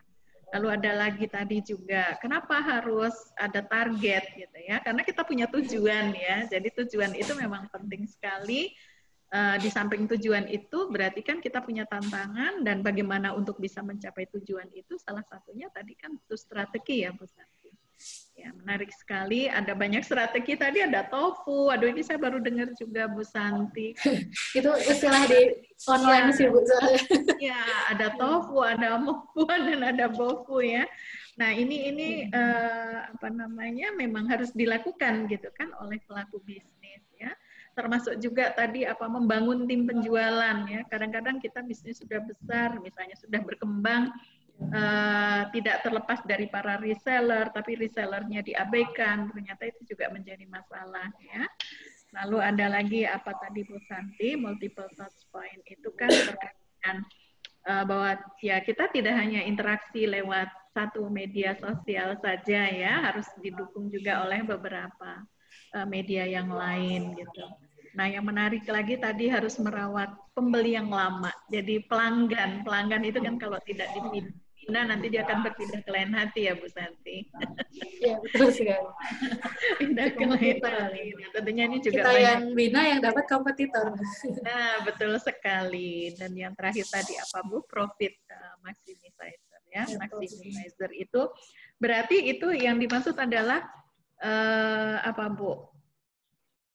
Kita misalnya seperti tadi ya, apa sih yang bisa menambah dalam mencapai omset gitu ya, terkait dengan produk yang sudah kita hasilkan gitu ya. Ya contoh tadi yang soto tadi ya, kan, itu malah lebih besar penjualannya daripada sotonya. Iya, jadi bisa jadi lebih kan banyak produk pendampingnya ini justru yang terjual lebih banyak. Gede malahan. Iya.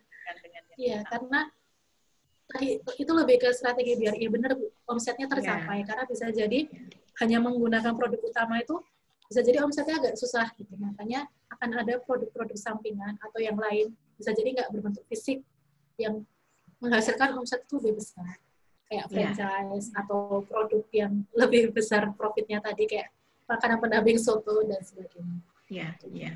Oke, baik Bu Santi, saya rasa di sini juga masih ada, kita masih bisa beri kesempatan kepada peserta ya, jika ada pertanyaan ya Bu ya. Oh ya, Bu, masih saya bisa mau ya Bu. menanya Bu. Ya, oke nih, sepertinya udah nggak sabaran mau bertanya nih. Siapa ini Mbak? Siapa?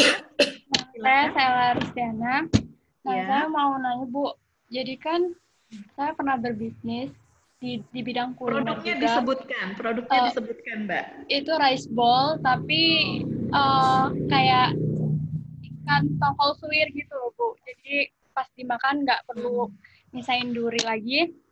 Nah, pada saat saya di Jogja dan saya udah mendapatkan beberapa pelanggan yang udah cukup dikenal gitu Bu. Nah, ketika saya pulang di kampung halaman saya, nah itu tuh saya sulit sekali Bu untuk menjual produk saya di masyarakat gitu Bu. Soalnya memang mayoritas pekerjaan di daerah saya ini bukan kalangan orang yang sibuk gitu loh Bu. Jadi bagaimana untuk bisa survive lagi gitu loh Bu, bisa dikenal di pasar yang baru dengan produk yang lama. Produknya lama tapi bisa masuk ke pasar yang baru. Ini langsung saya jawab. Oke, langsung boleh Bu. Silakan. Langsung aja ya. Oh ya. Oke. Suara saya masuk nggak ya? Ini kayak sinyalnya mulai jelek. Masuk ya? Iya, agak sedikit putus aja tadi. Oke. Jadi, oh ya. Udah maaf kalau putus sinyalnya agak jelek. Jadi balik kayak tadi Dek Sela ya. Dek Sela. Tadi kan ketika kita ingin menjual produk, itu kan kita harus tahu kebutuhan pasar itu apa, target pasar apa. Oke sih, waktu di Jogja, Dek Sela dapat jual yang resto tongkol suwir jadi sompol. tongkol suwir gitu. Tapi pas balik ke daerah bisa jadi kebutuhan mereka tuh bukan gitu. Kalau pengen mode bertahan dalam bisnis itu adalah kita harus menyesuaikan dengan kebutuhan calon pembeli. Nggak bisa memaksakan produk kita pasti harus sesuai dengan mereka. Nah, misal coba dicari tahu dulu, jangan-jangan karakter pasar di sekitar tempat tinggalnya Dek Sela kayak apa, produk apa sih yang kira-kira mereka sukai. Itu butuh riset sebetulnya, dan risetnya agak ya lumayan sih. Kalau misalnya masih pengen fokusnya makanan ya coba cari makanan apa sih kira-kira yang pilihannya bisa gini. Pilihannya bisa Dek Sela cari makanan apa yang belum ada di sana, terus menjual produk itu. Tapi konsekuensinya kalau jual produk baru itu memang edukasinya lama. Kayak Dek Sela harus memahamkan ke target pasar itu harus branding produknya itu lebih lama. Gitu. Cuma atau bisa juga pilihannya adalah Dek Sela cari tahu produk-produk yang laris di sana apa, terus bikin pembedanya, bikin sesuatu yang beda. Karena banyak orang tuh suka sesuatu tuh yang sifatnya beda. Jadi memang nggak bisa dipaksakan. Kalau misalnya di sana kok di riset, dilihat kok nggak bisa pakai produk rice bowl tongkol suwir ini lagi ya jangan dipaksain. Khawatirnya malah nanti nggak ada penjualan atau penjualannya sedikit. Coba disesuaikan sama sekitar sana tuh butuhnya apa. Mungkin saya share ya lewat Bu Lela aja, lewat Bu Lela ya, kayak riset pasar tuh biasanya apa aja sih yang perlu dicari kalau mau bikin boleh Bu Santi kayak dengan senang lewat hati. Bu Lela aja ya. Ya. Iya mungkin. Tapi ya ini saya share ilmunya sebagai seorang ini ya, maksudnya pelaku lapangan ya, bukan sebagai teori di ini. Praktisi. Tapi memang sebagian ini juga berdasarkan sebagian teori-teori bisnis kita. Semoga bisa jawab ya Dek Lela ya. Dek Sela maaf. Nanti saya share coba cara pertanyaan riset pasarnya itu kayak apa. Riset pasar, riset produk, sama riset prospek. Jadi 3 hal itu yang perlu kita riset duluan sebelum mau jual produk. Terima kasih Mbak. Ya. Baik, masih ada yang lain? Silakan. Ya.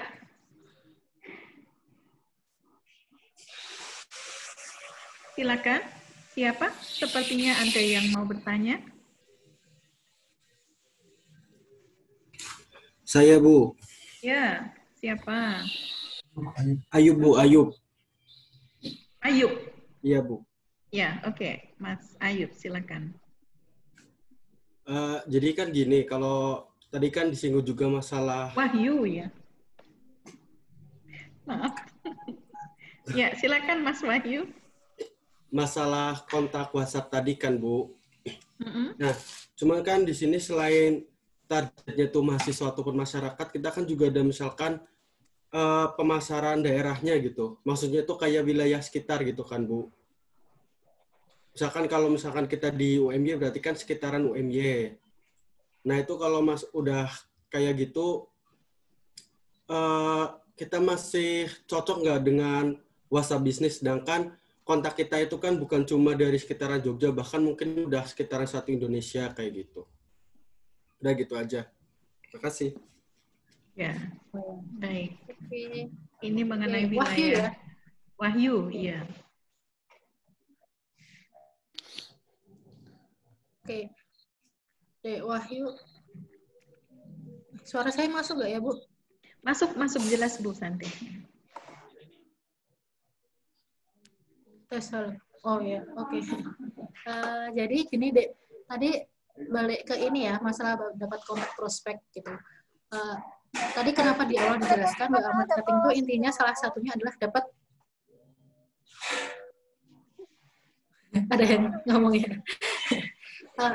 Kontak prospek itu kita butuh dapat kontak prospek target pasar, dan target pasar tuh berarti kita butuh kontak baru ya, nggak cuma kontak yang ada di HP kita, HP pribadi. Mungkin kalau kontaknya Dek Wahyu tadi itu kan dari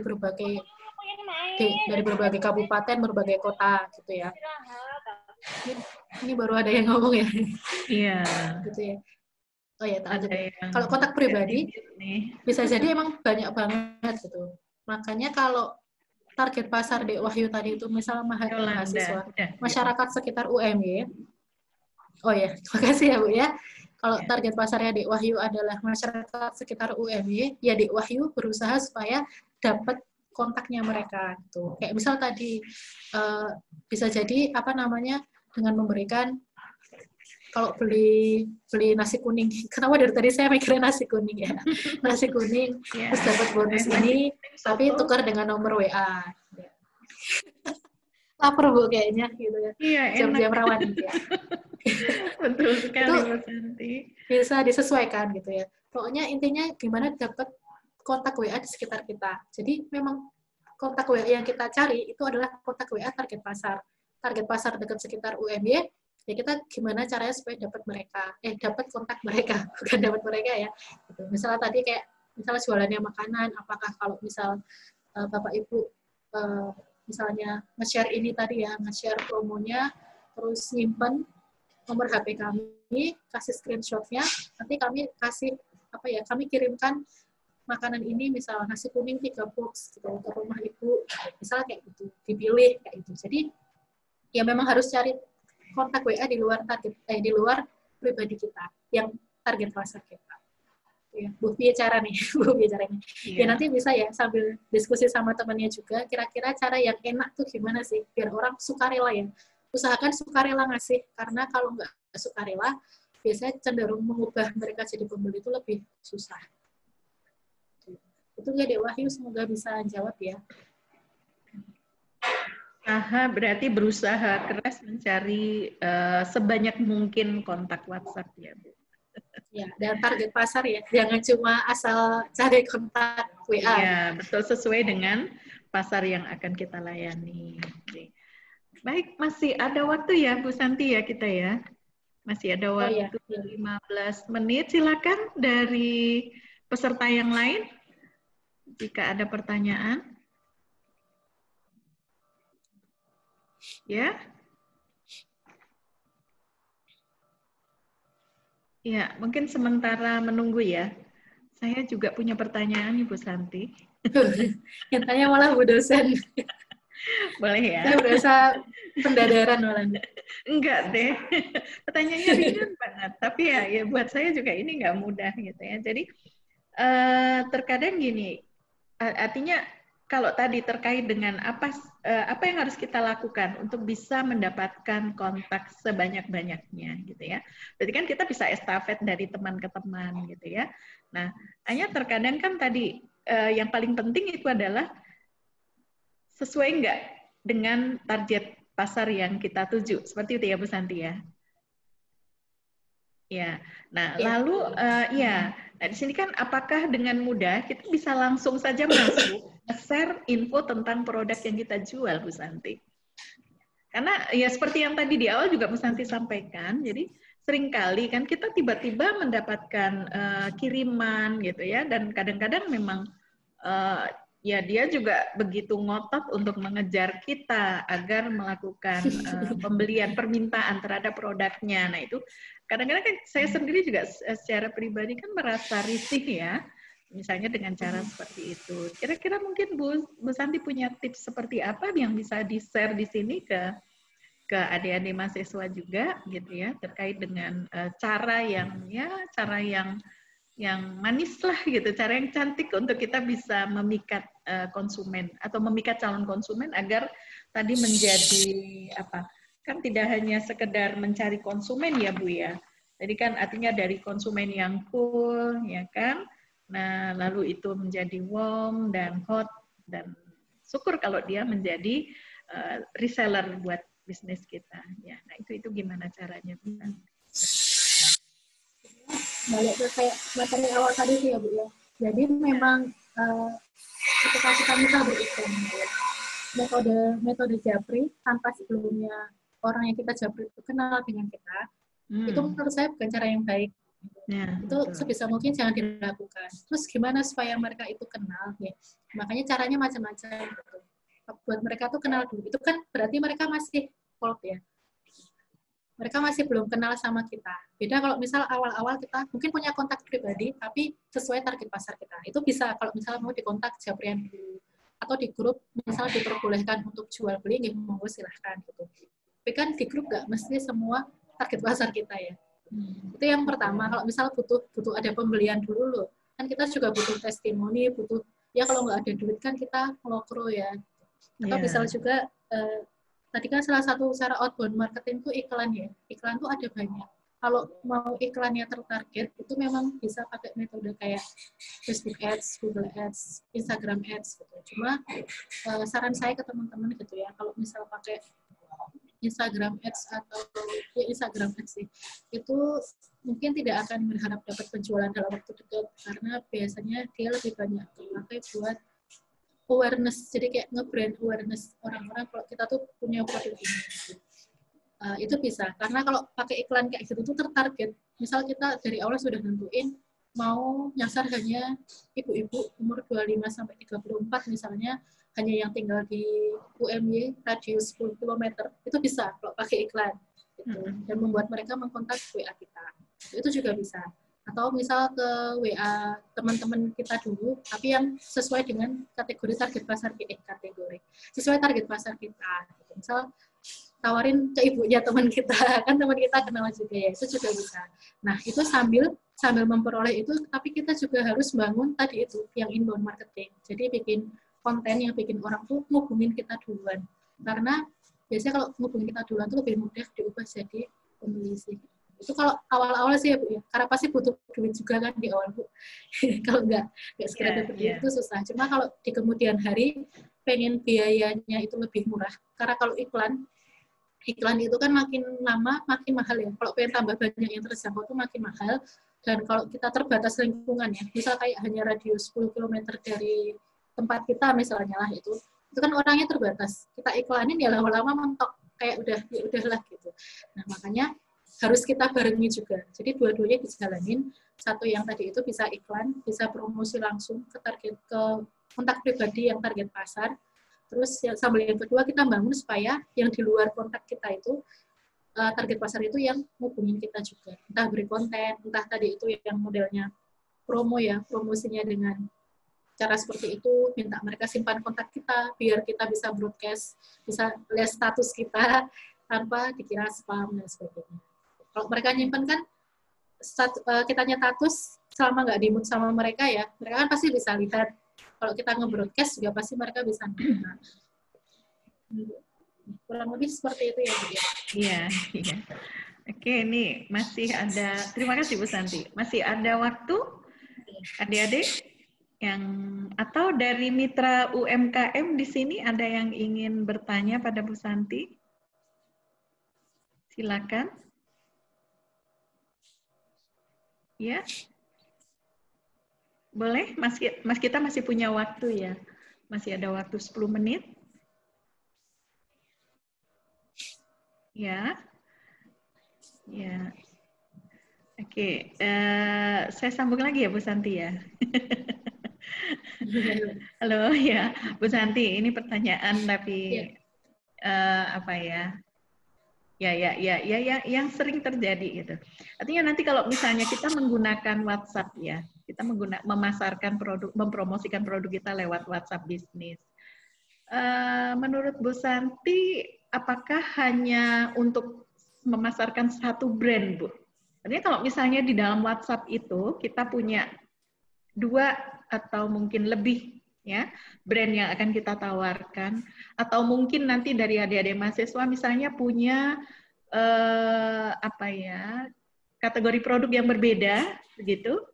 Nah, itu bagaimana menurut Bu Santi? Apakah harus satu WhatsApp itu hanya untuk satu brand saja, misalkan, atau misalnya kalau kuliner hanya khusus untuk satu jenis makanan saja? Artinya kan kalau misalnya makanan, tadi ada soto, lalu ada fashion misalnya, itu juga akan dimasukkan di situ. Nah, itu menurut Bu Santi bagaimana? Ya. Pertanyaannya bagus, Bu. Saya bagus. Iya, saya jadi tapi ini benar juga. Sebetulnya gini. Iya, bisa. Tapi ada syaratnya. Ada syaratnya gini. Jadi sebetulnya kenapa sih tadi alasan kita pakai inbound marketing itu? itu kan kita pengen menarik target pasar tertentu. Nah, target pasar ini kebutuhannya kan bisa jadi bukan hanya satu tipe produk. Target pasar ini kan satu karakteristik ya, satu karakteristik. Misal ibu-ibu tadi ya 25-34 tahun, kan bisa jadi dia nggak hanya butuh makanan, bisa jadi dia butuh fashion, bisa jadi dia butuh produk bayi dan sebagainya. Sebetulnya kalau kita pakai metode yang inbound tadi itu ya, kayak misal bikin WA group atau akun di Instagram dan sebagainya, dan sudah punya satu kolam target pasar yang tipe, kita bisa masukin produk apapun yang cocok untuk mereka. Enaknya gitu. Kayak di Eka Farm gitu ya. Eka Farm itu pertamanya hanya jual beras organik. Tapi lama-lama kita bisa mulai ngerambah ke produk-produk lainnya yang belum tentu berhubungan dengan beras organik. Tapi dibutuhkan oleh ibu-ibu tadi. Misal ya ibu-ibu 25-34 kan kebanyakan ibu-ibu muda ya. Anaknya masih kecil-kecil misalnya. Itu bisa loh dipakein misal produk-produk apa sih yang cocok kira-kira buat anaknya misalnya gitu ya, atau suplemen buat anak, madu misalnya, atau jadi pakaian anak itu juga bisa gitu. Cuma memang kalau misal bisnisnya sudah besar sih pasti butuh banyak CS ya, maksudnya butuh banyak yang melayani gitu ya. Tapi baru nomor WA-nya mungkin kalau di awal-awal masih bisa digabung, nggak masalah selama produknya itu memang produk yang sesuai untuk satu target pasar yang sama itu. Justru malah enak kalau bisnis itu adalah bikin kolam karena pertama-tama hanya jual produk ini. Kalau kita sudah punya ikatan sama kolam kita ini, kita mau masukin produk lain yang sesuai dengan mereka, itu enak, gampang. Jadi kayak apa ya namanya, nggak hanya terbatas hanya pada satu produk, itu enaknya di situ. Daripada kita produk dulu, baru cari target pasarnya. Enak dapat target pasarnya dulu, tinggal nyesuaiin produknya apa. Itu gampang banget, enak banget. Ya, artinya kan pada Bu Santi pada saat kita menggunakan WhatsApp marketing, WhatsApp bisnis kita itu kan kita tidak hanya mencantumkan satu brand utama kita saja ya, boleh ya, berbagai macam brand ya. Bisa. Ya, tapi syaratnya tadi itu ya Bu ya. Pasar sasarannya karena kalau sama, sasarannya kalau bisa sama. Brand yang berbeda ya. Itu untuk target pasar yang sama. Iya. Soalnya kalau beda itu kita capek kayak beda-beda urusan dulu. Kalau mau banyak produk mending di target pasar yang sama. Oke, baik. Waktu ternyata juga sudah di penghujung waktu kita Bu Santi. Ya.